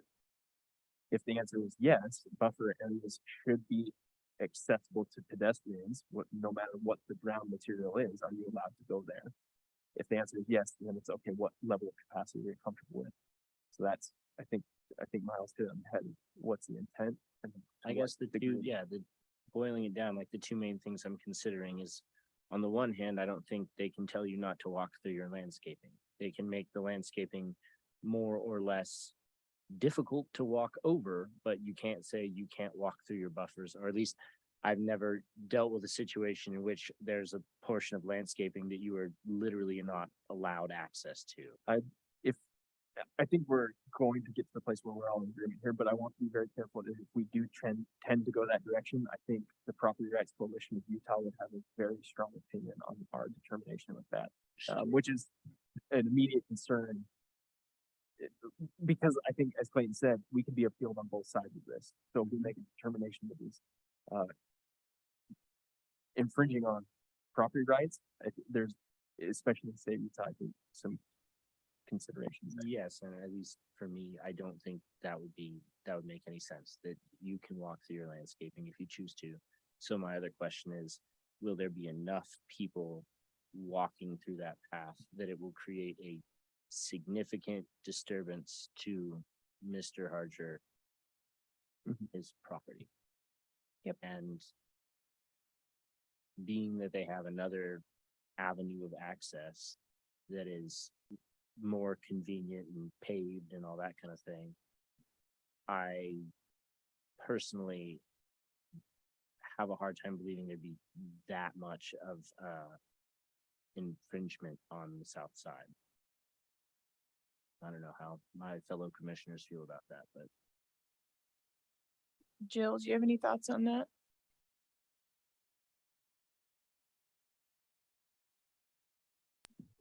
Well, I just, it's hard to deter, like everybody said, it's hard to determine who's gonna use which entrance and exits, and we just can't control those things sometimes. But I don't know if that's, I see people using the entrance that's probably most likely closest to where they park a car or a bike. So I also think there's nothing in gravel path or non-gravel path that's going to stop people from using a door in and out of their house. And so I think whether or not the gravel path is there, if someone perceives the front door as being facing the south side, or if they invite a guest over and they say, come to the front door for those 4 homes, where the front, they're ostensibly their front door, not going through the garages on the south side. I think, you see it all the time. You build a nice little walkway and people still cut through the lawn. It's like that kind of thing. There's not putting pavers somewhere, putting a path somewhere doesn't mean this is the way that people are going to walk, or that they won't because it's not there. I think, absent like planting a bunch of trees that you can't walk through, or cholla or something like. Right. And I think the reality is that legally, totally in compliance with city code, there are doors that face this direction. Correct. And so it stands to reason that those doors will be used regardless of what is around the property, absent some sort of like intentional barrier to make it really hard to access those doors, which we don't have and which the applicant isn't Right. considering. And so again, and I want to focus in one more piece because if we break it apart, that makes the findings of fact, I think, cleaner for us to, Yep. to determine is that the implied use within this buffering is pedestrian access. So is that use in itself an infringement on On what would be the buffering. neighbor? If they had planted, I think, Clayton's example, a football field next door, we would be looking at that use as a different use, let alone materials side. So is pedestrian use an unacceptable, is pedestrian access an unacceptable use within the buffering area? And then based on the number of units, is the consequence of it being used in such a way No, not in line with our code? Those are I think if we can analyze those questions and answer those, you'll come to your determination. And I'm not trying to lead you, but I do. no, we need breaking findings out of out is facts important. that way. No, I do not believe that pedestrian use is an improper use of a buffering area. If that, I think it's gonna be, in this one, a very important piece for the planning commission to have. I might also note that you also have the authority of conditions within these factors. If you see that there's a particular element proposed, and then you said, well, I maybe don't like that as is, but if I tweak it in this way, that's an acceptable condition that we can apply to any of these things. But if you see that it is intact and fine, I think that's the way we can work as well. And I think specifically, I don't think pedestrian use on a permeable pathway is an improper use. I think, for example, paving the entirety of the buffer area with drainage, with sound barrier, with light, with heat, with X, Y, and Z would be an inappropriate use of a buffer area. I don't think that complies with the code. I don't think it fits. I think it's a diversity of structures. I think if it was all a gravel driveway, that would also be a problem. But because it's got the fencing elements, because it's got the living plant material elements, xeriscaping, patios we haven't got to yet, Mhm. but yeah, I think in combination, which I think is one thing that really sticks out within the code, it's that it is to be a mix of these things when you're looking at landscaping. It's not just trees, it's trees and other things. It's not just other things. You have to have some plants too, which this does. And I think I guess when I read the findings, they talked about like that whatever we decided should be like in keeping with what a buffer zone was intended to be, which is this separation and giving, both properties a little bit of space in between them because they are of such different use intensities, I guess. Yeah. And to me, having like a small gravel pathway and plants and planter boxes does separate the use of an apartment building and of a private property. And any more than, planting a bunch of cactuses so people felt like they didn't want to walk through there. But I don't feel like that's something that we could be asked to require or that we could require, even if we really wanted to. I think you're allowed to walk along your fence, whether or not that area is considered a buffer zone, you're allowed to walk through it. I agree. I think pedestrian use, for me, I see buffering, and I think what's in the code complies with this, is it's separating the permanent use of an area with the permanent use of another area, which is the building, which is the livable spaces, which is the always occupied spaces, instead of the occasionally for a moment in time briefly occupied, while in passing use, which is something like, The technical term might be intermittent nuisances. Yep, Which intermittent, are thank not you. qualifiable as a nuisance Yeah. violation. this is not like the sink for every house is gonna be out here along the property line. It's a way to get in and out, just the same Mhm.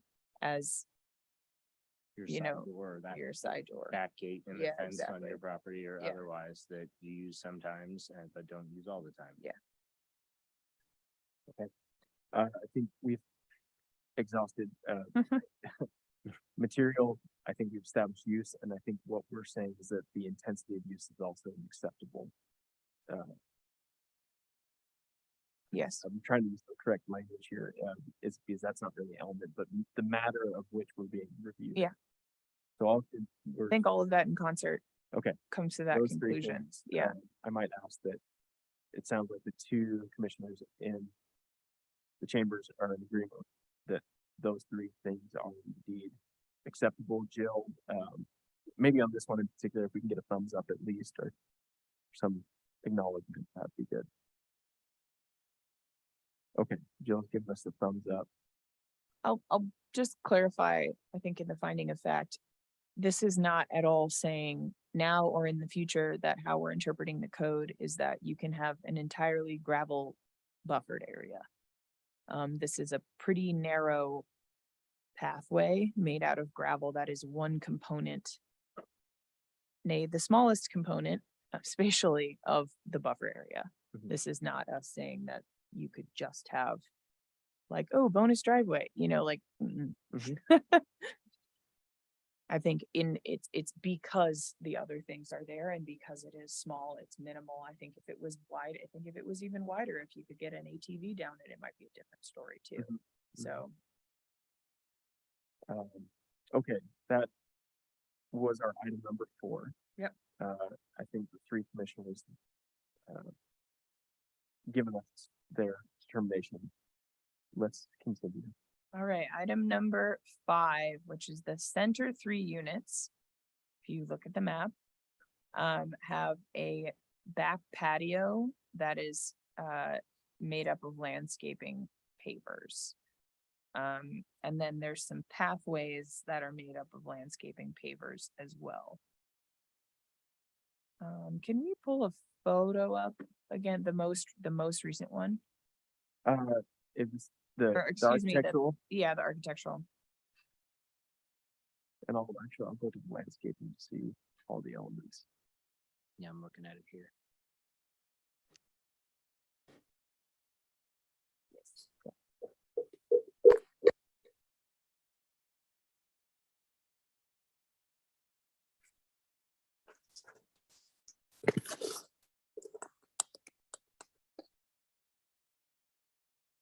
And Amanda, just as a heads up, okay, you got it.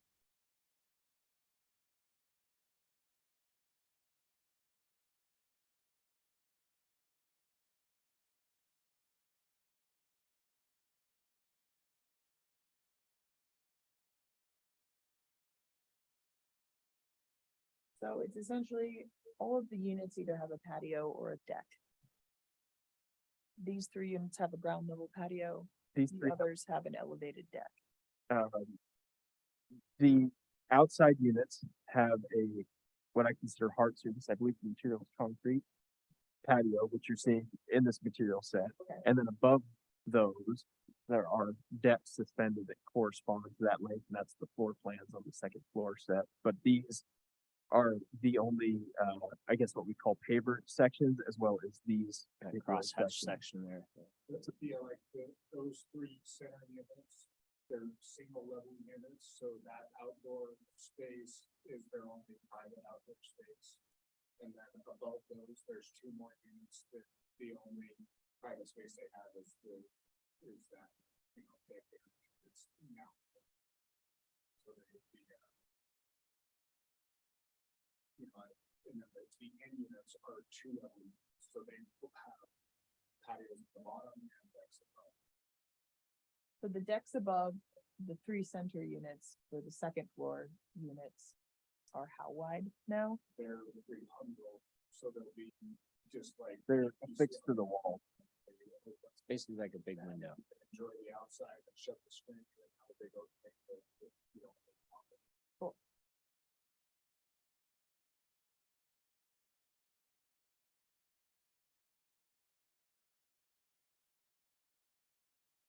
And then those pathways for the 2 level units on either side are going to be pavers as well, coming out of their gate there, that crosshatched right there.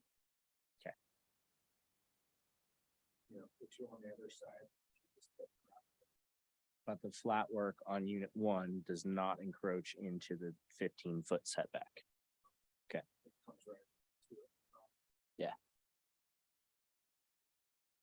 With this item, I probably want to structure it the same way as pathway in a material aspect, a use aspect, and an intensity aspect.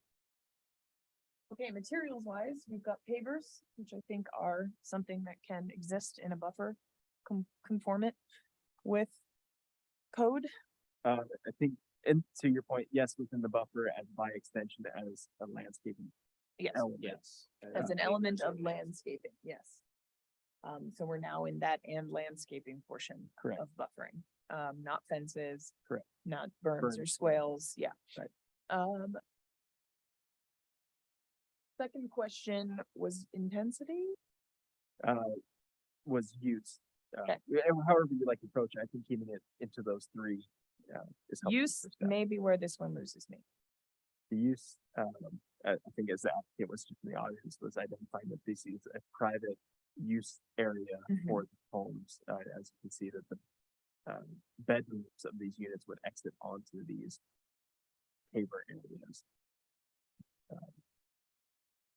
This is hard because I see this more than the pathway, more than just general tree, bush, landscaped areas as being likely to be in use more often by the occupant and guests. If this is their only outdoor space Mhm. for these three units. If they're having a barbecue, if Mhm. they're smoking, And I can kind of see where this is going. Yeah. Is that it's for all intents and purposes, their backyard. Yep. Their recreational space, which is an allowed use within setbacks. Yep. We're not looking at setbacks Correct. alone, we're looking at buffering as well.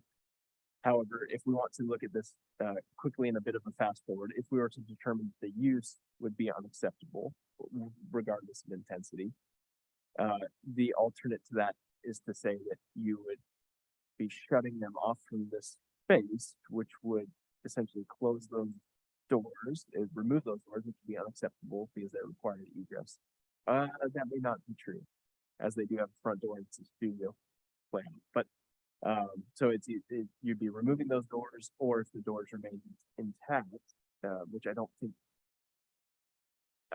Anyway, if the doors remain intact, we would be saying you're not allowed to use or access outside of those doors. Or is to say, well, the pavers create an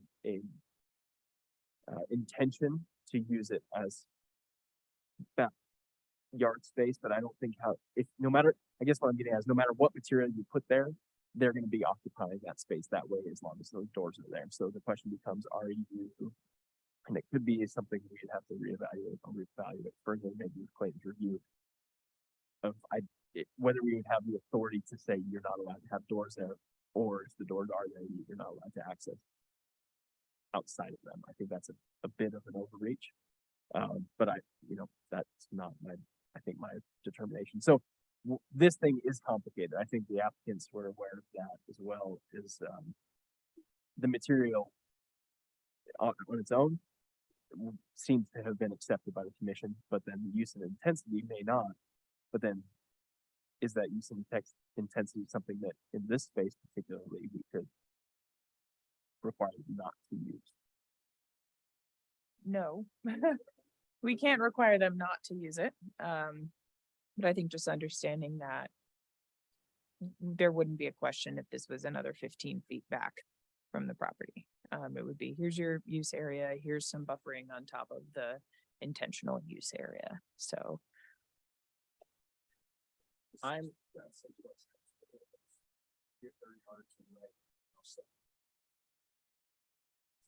So that was referencing another property that is the sixplex within the same zone that maintains yard space within the side setback yard. I think that the only difference here is that as this was a 9-unit, it got stepped into a different category that all of a sudden then it did include the buffering requirement, of which underlying by right developments, 7 or fewer, don't have this additional component there. So it's the buffering. yep, setback, I don't think there's an issue. It's the buffering issue. Right, that we have to kind of more specifically look at. Well, I'm wondering, Those 3 units, just so they're going to, those are handicapped. We made that.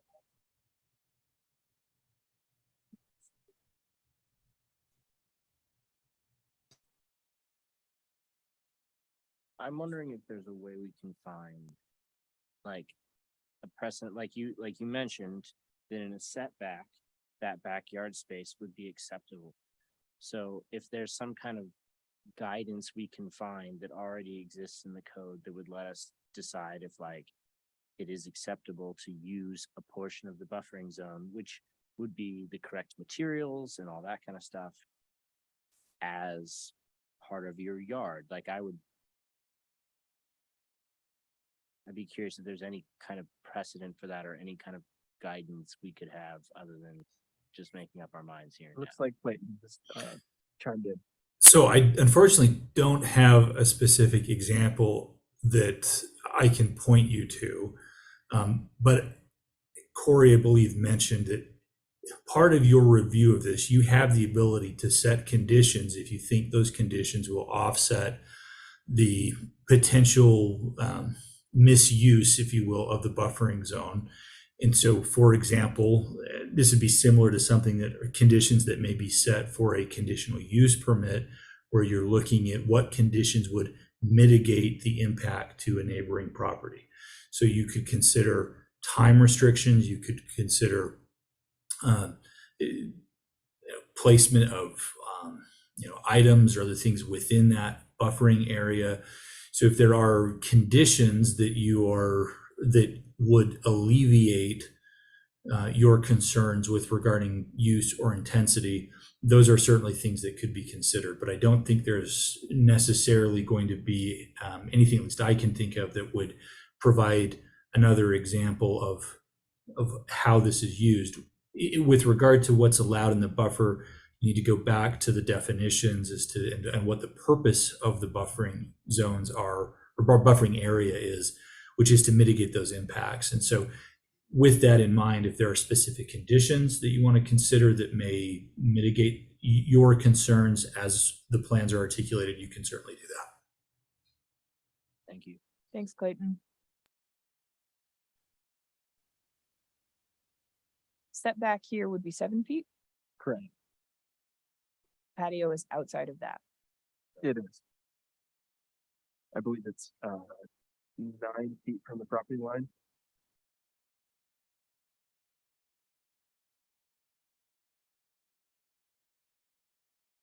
I do, I guess, appreciate that there is vegetation, landscaping buffering between the patio and the fence line. If we were trying to, if it were me trying to mitigate my neighbor's inconvenience by me being in my backyard, having plant material between me and them definitely is an improvement.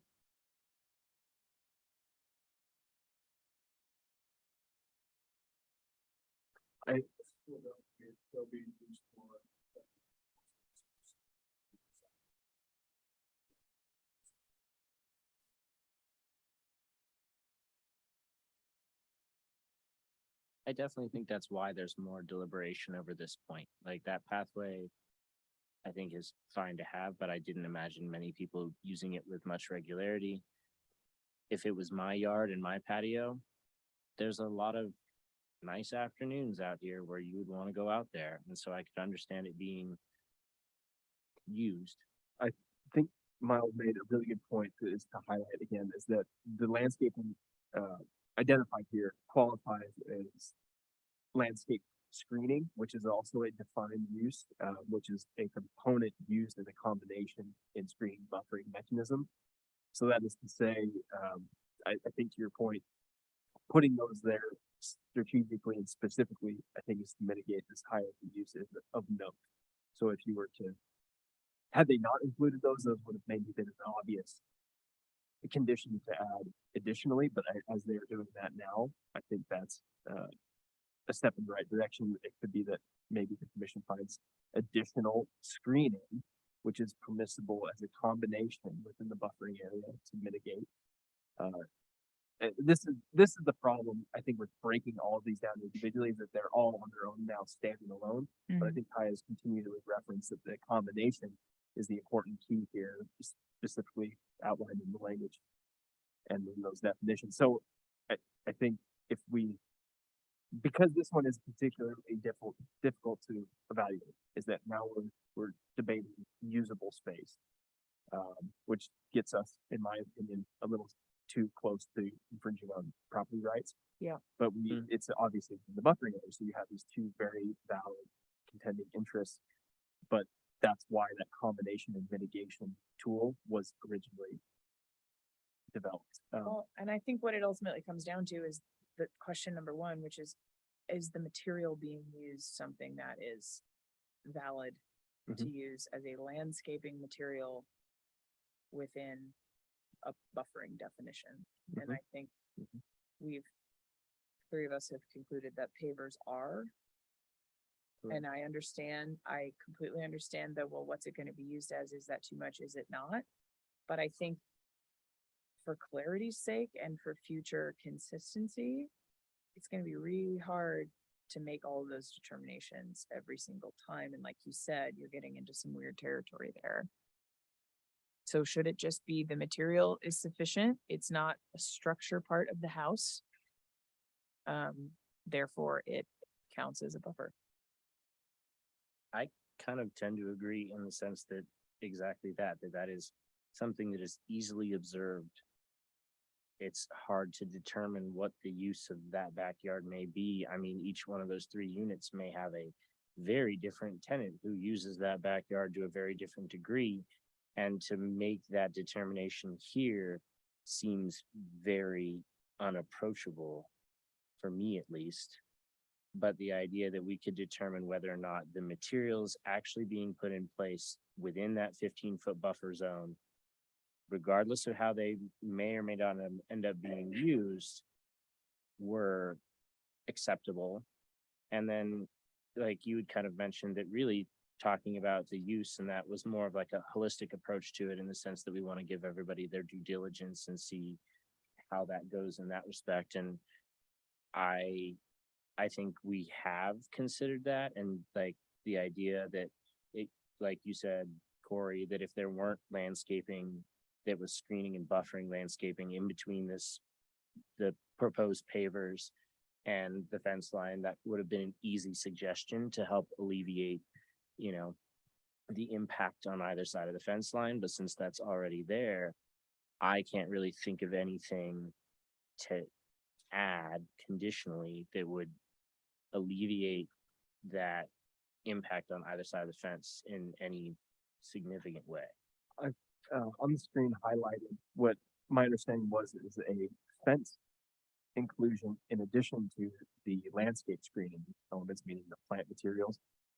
The applicant, what type of fence is that? That's actually not there. We don't have the wall.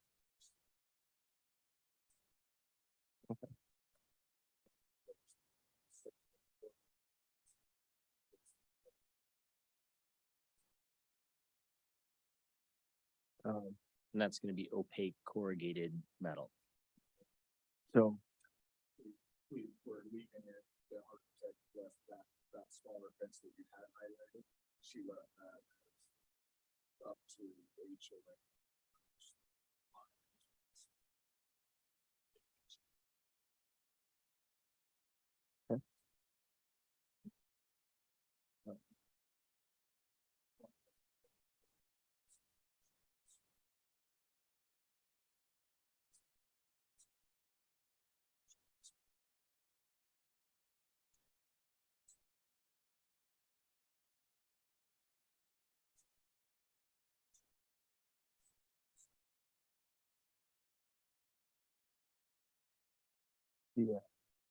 the representative for the applicant team has identified that the highlighted fencing areas are not in place or planned to be in place through the development of the property, but rather a determination by the HOA and the occupants and owners themselves, as well as the limited occupancy if the building's limited to 4 people, given the construction type of those units.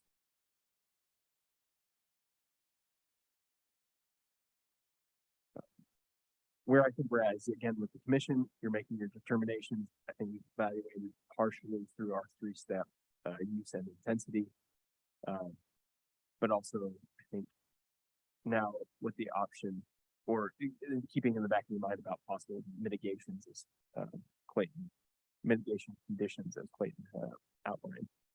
That there is no real access to the pathway from those units, so that they will not have access. The applicant's noting that there is no intended egress or ingress from these units to the gravel path that would be south of the planted strips.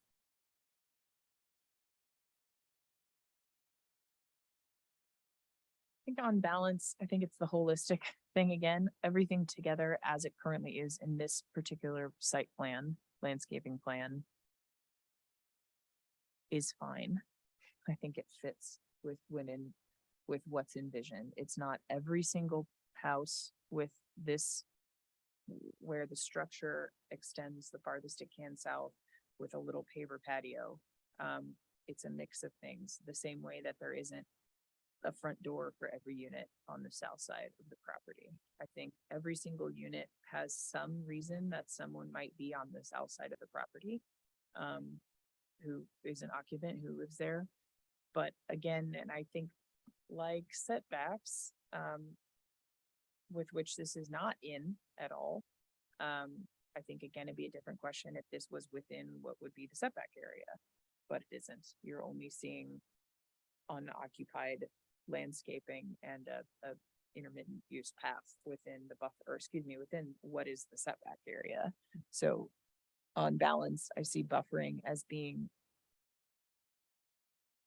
not as extreme as setbacks as far as what's allowed. And so this makes sense where the setback still has sort of the most deference given.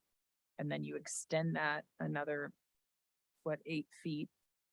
And there's a little bit more you can do, but it's still not, you have a 3-season porch that someone's sleeping on every night. You know, that's very different from this kind of thing, which is like, go hang out, you know, have a little table, hang out on your back patio, fine, but it's not a permanently occupied or likely to be permanently occupied area. That's sort of how I'm breaking it down. If it extended into the 7-foot setback, different story. But the use is being buffered and the use is being set back, and ultimately the use is having a car permanently parked there, having someone sleeping in a bedroom, having someone cooking in their kitchen every single day. I think the structure itself is outside the buffer area, the same way the structure is outside the setback area. And I think the materials provided fit within landscaping materials. People hang out in their landscaped gardens in single family homes all over town. No one is asking, you know, if they can. So, I think that's kind of where I am on this. I agree very much so. Essentially, I mean, I think we have looked at this from as many angles as we can, and I think at the end of the day, the fact that like Kaya said, the material is acceptable, and we can't really determine that use or force someone to use it in a certain way, like in single family homes, people hanging out in their gardens or otherwise that are well within even their setbacks. Yeah. Is something that's understood as not a violation. In this case, it is not something that is going to be used every day. It is not something that is going to see like true use as the interior of the building or the driveway might be. So I don't see why it couldn't be within a setback or within a buffer zone, excuse me. Interestingly, I think the units that have the front door, the other units which have an actual designated yard space, are more likely to be more consistently making noise closer to the south side property. than the ones where the patio is up against the structure. You could have, the ones on the ends, I should say. I think if anything, how this is laid out with the plant screening, you are in fact consolidating any of that temporary use the closest you possibly can to the structure, whereas some of the other ones that might not end up being Sure, the that case. plant screening is essentially encouraging you to stay closer to Yep. the structure and Jill, did give a confirmation of agreement. Okay. Okay. Okay. Just trying to like lay everything out here. so. I mean, I certainly understand it. It's a different use. It is people likely to be out and about outside closer to your property line than you've experienced before for the adjacent property owner. And I think that is a true statement. But it's our responsibility to look at what is something that is logical and defensible, not just now, but down the road too. Mhm. Pony walls is the next item that to me fits as a fence. And those are behind the entrance, so like you say, that in you, that's close to patio. Yep. Actually, that's a pony wall. Mm-hmm. It would Yep. encourage people to again stay closer to the structure and Yep. away from the. And also. access out there. Side. Yeah. The Yep. app- Solid fencing quote in 1706-020. In addition to the solid fencing, I might also, Walls. yes, It says walls, yes. but it's not landscaping. I will say this is not landscaping. It is walls I mean- or landscaping. Yes, I think as it is a combination of these terms together, I think the way you described is accurate, but I think we utilize the landscaping definition in those particular elements, foundation, walls, solid fencing in one piece, that would be your, And then can you fine. point out number 7 on the plan? yeah, Firewalls that separate each condo. let me, sorry, I was highlighting things on a definition screen, which I had Oh, not yeah. switched the sharing screen, but I think I think we've covered pony walls as well, so I can jump back to architecture. So the applicant can, Do those firewalls extend all the way to the bottom of the deck above them? Or there's no deck above them, my apologies. So the height on those firewalls? Do you know offhand? I believe it was 8 feet, but I didn't have the exact height. From the plan, so it's- Sure, nope, just curious. And these units are condominiumized, so they're owned by separate, by separate people. But it's basically like the sheetrock in, like an envelope, and then all of the common area is considered common area, so by the HOA. Terrence, I might interrupt, Clayton's come off mute, and also I'm wondering if you're gonna provide commentary, we may need you to come up to the mic so it can be heard, versus you kind of doing a summary.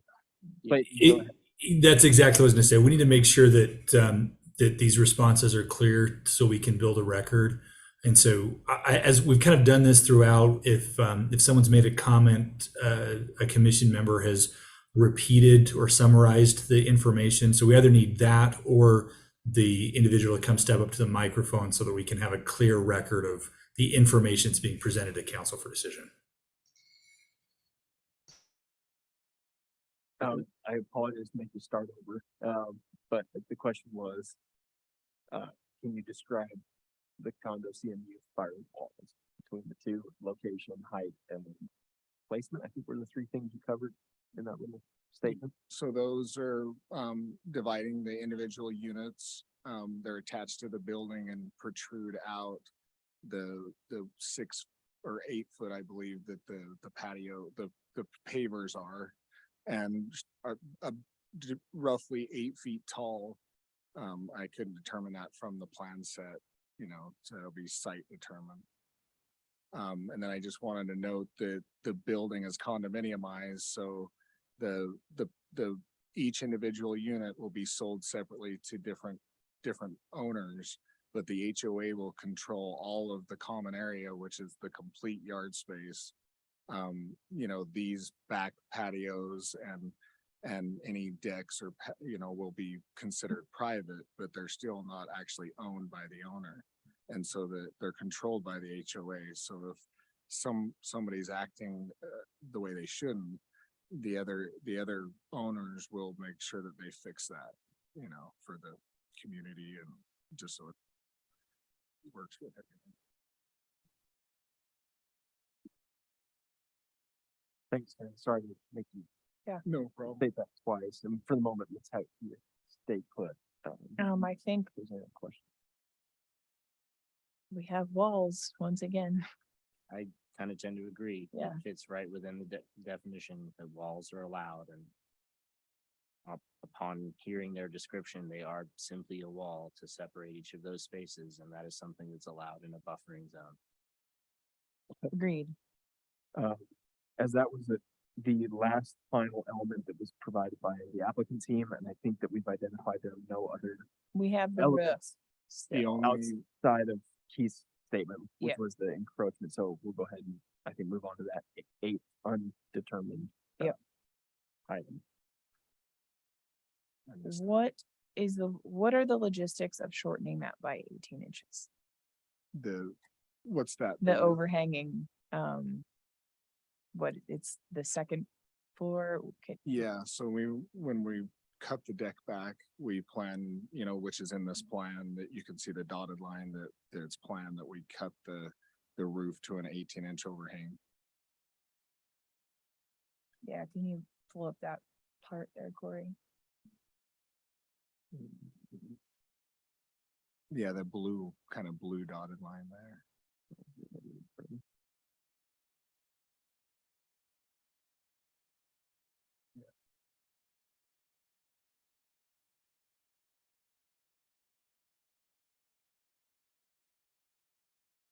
While we're looking at that, I'll pull up that section that describes. Oh, I see. It's just on the two end units Mhm. on the second floor plan.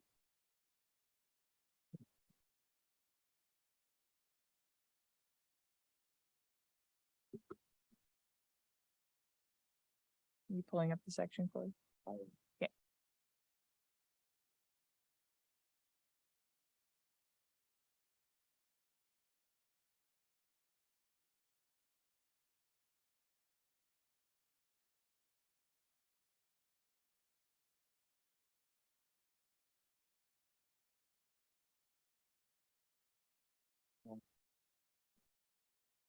Mike now. As I had mentioned earlier, specifically within the supplementary requirements, section 1709, there are,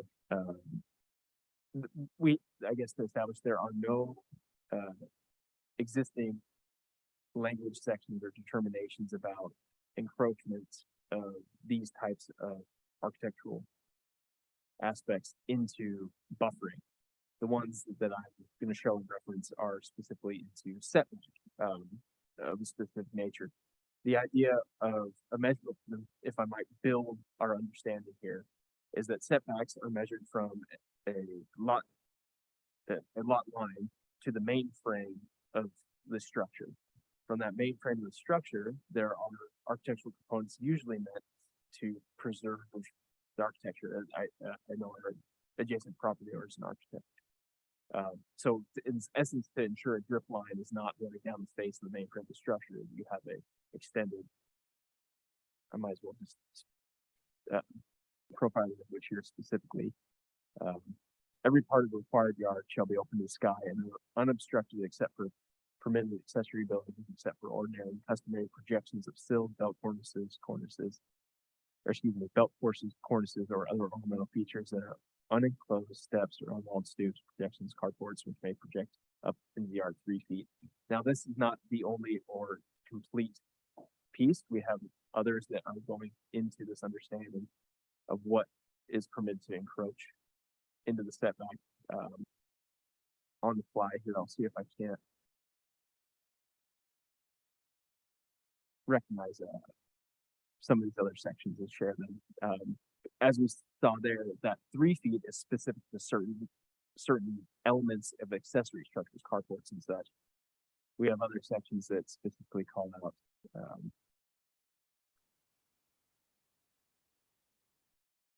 that's it. If we wanted to continue the conversation while I'm searching for these, the 18-inch determination is a precedent determination, again, associated with setbacks for your roof line to encroach. That would be allowable if this were a setback. If it were primary, if it was a single household structure, you could build the main frame, meaning your wall and foundations Right up to the setback. line. And then You're the allowed to soffit. extend and encroach 18 inches of the roof overhang into that setback. And how far is this roof overhang going into the setback? That Zero. dotted line. Not at all. 0 feet. 0 feet. Okay. I think with Oh, that, and What no setback. we've done is we've pulled the whole roof back to be what would be consistent with what a setback approach I would was just be. putting that Um, specific number out there. It is yeah, 0. is it 0 approaches feet 0 feet into into the the setback. setback. Correct, but we're approaching this because we don't have slippery wings. Yes. That is as consistent as we can to what a buffer. I area would think be. It's In about the interest 12, of probably 12 inches into the 15-foot line. I think in the interest of consistency with the overall purpose of the buffer zone, the same way with the overall purpose of a setback, where there is a small amount of encroachment allowed into the setback. Once again, we're not in the actual setback here. We're well away from the 7-foot setback. I think with that purpose in mind and that allowance in mind for the only substantially similar thing we have in the code that actually addresses it, this seems logical I to tend to allow into the agree. buffer. It being that very specific architectural feature that it's simply the part of the home that keeps water damage and other things from happening to the wall of the structure, and the wall of the structure is still outside of the buffering space, and that there's essentially like you said, the closest approximation we can get is this would be allowed into a setback. And since there's no language discussing this being either allowed or disallowed in a buffering situation, that I would be inclined to lean on that setback determination and say that it is allowable because it would be allowed into a setback. And that is essentially the spirit of what we're trying to accomplish here. Yes. And the fact that, again, it does not go into the setback, Actual setback at all. an actual setback at all, and isn't it's- close. Well away from the actual setback. I think allowing minor encroachments, something that's even under the amount that would be allowed if it was a setback encroachment. Again, with the balance of everything else that's there, with all of the other material, all of the other things that are landscaping, walls, fences, things that are specifically provided for in code. And the purpose being to buffer the use, the used space is outside that. Which I think is exactly why our code allows that for a setback, because it's used space that they're concerned about with setbacks. So I am comfortable personally not having a specific definition within the code. I think it makes sense with the overall spirit of why minor encroachments of things like roofs are allowed into other sort of no-go spaces. That it makes sense here to allow that 18-foot roof overhang into 18 inches into the buffered space. I agree with that.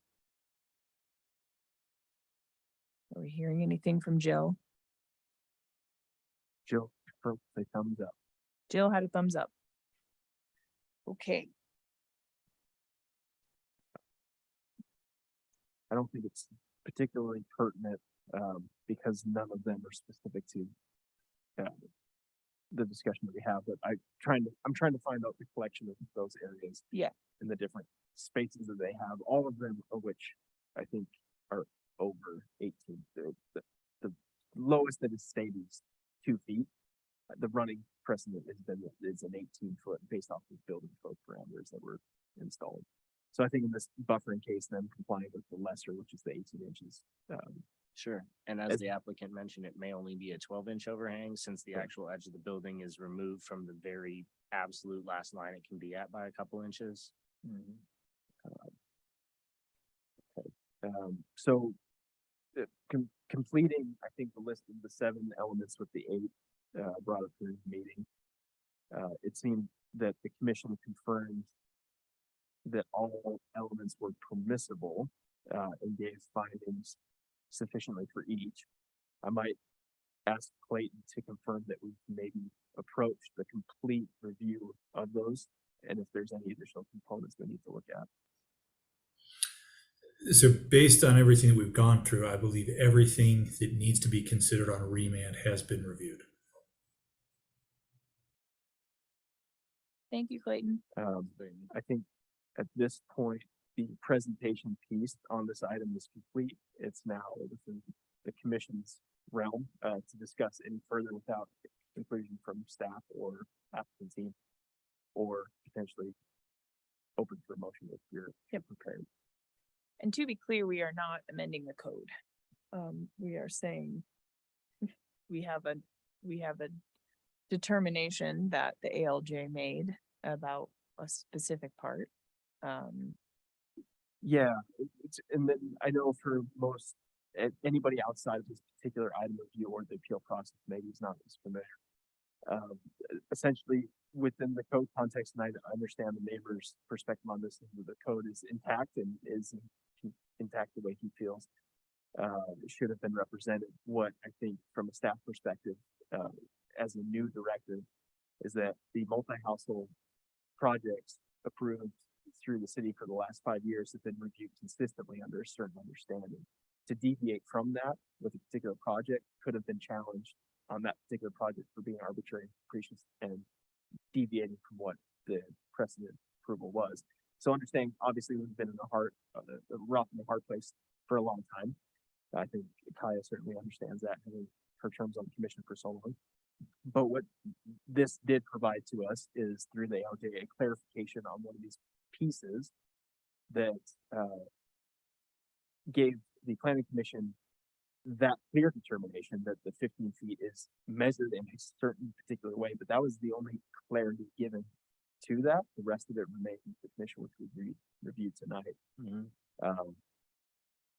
I kind of lost track on the original No, it's okay. question. I'm sorry. No, just saying that, just clarifying that we're not amending the code. Yes, What we're thank doing is is that- we are explaining how what we're looking at here, saying yes or no to, fits within the existing code. Correct. As interpreted in part by the ALJ, but we're not That's right. touching that again. That's right.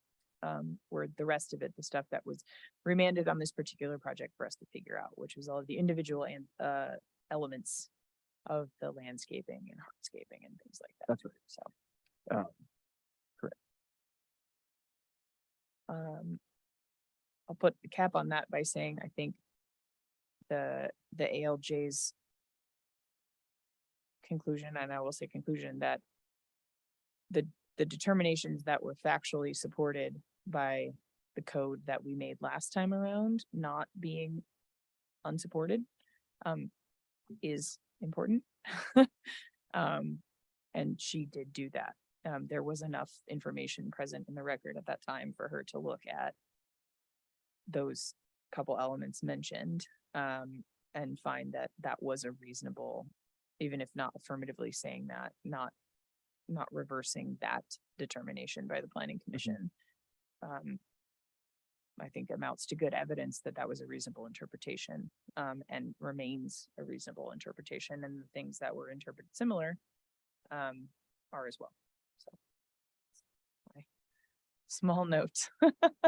I do not believe that meant that we had that was incorrect. So, okay. We have a motion for approval, potential motion, if we want to conditionally approve the remanded level 2 site plan, which of course is our actual agenda item today. We can table it. We can approve it with or without modifications. we can deny it, but we have to give specific findings for that, or if we're tabling the action to a later meeting. And one additional, note, and Clayton's made this pretty obvious within the options 1 and 2, with this, if there's a motion for approval, is that it's not just, findings for denial, it's the finding for approval as well tonight. So that we don't, we will enumerate those, and Clayton can be, can clarify on this, if we need to enumerate them as a part of the motion itself. Well, and that was, I think, what he was saying is the second option, which is to table it, or I guess would be table it until we have the written. So what you can, so what you can do is you can have a motion that approves or denies, and then you can instruct staff to go back and prepare a written, a written decision consistent with those findings that would then be approved at a subsequent meeting. So it's just like we approve minutes at the next meeting. You can make the decision tonight, but for purposes of preserving a record and having an appeal, we want clear written findings. And so it wouldn't be brought back up for more discussion. It would just be a chance for the commission to look through what a written distillation of all of the oral findings that were made that you want to incorporate, and then review those, make sure that's consistent with what you believe the decision was, and then that would be signed at that date and approved at the next meeting. That makes sense.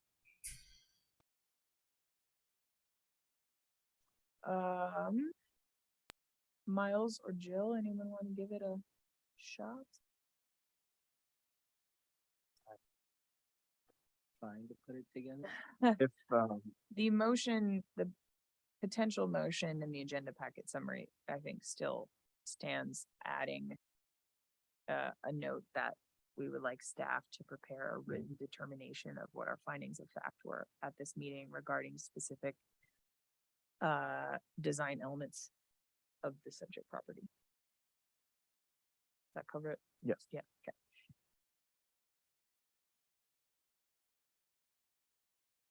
Miles is gonna do it.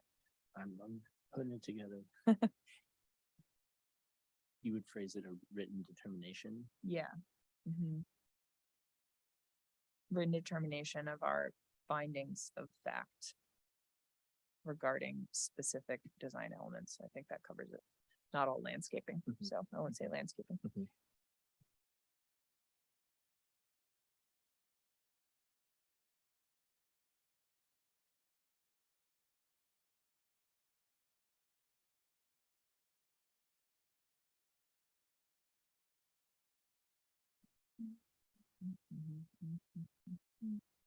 Okay.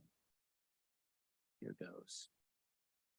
So I move for a conditional approval for the remanded level 2 site plan for the Cottonwood condominiums 2022 on property located at 214 South 200 East Moab, Utah 84532, with an instruction to city staff to prepare a written determination of the findings discussed regarding the specific design elements for review at our next commission meeting.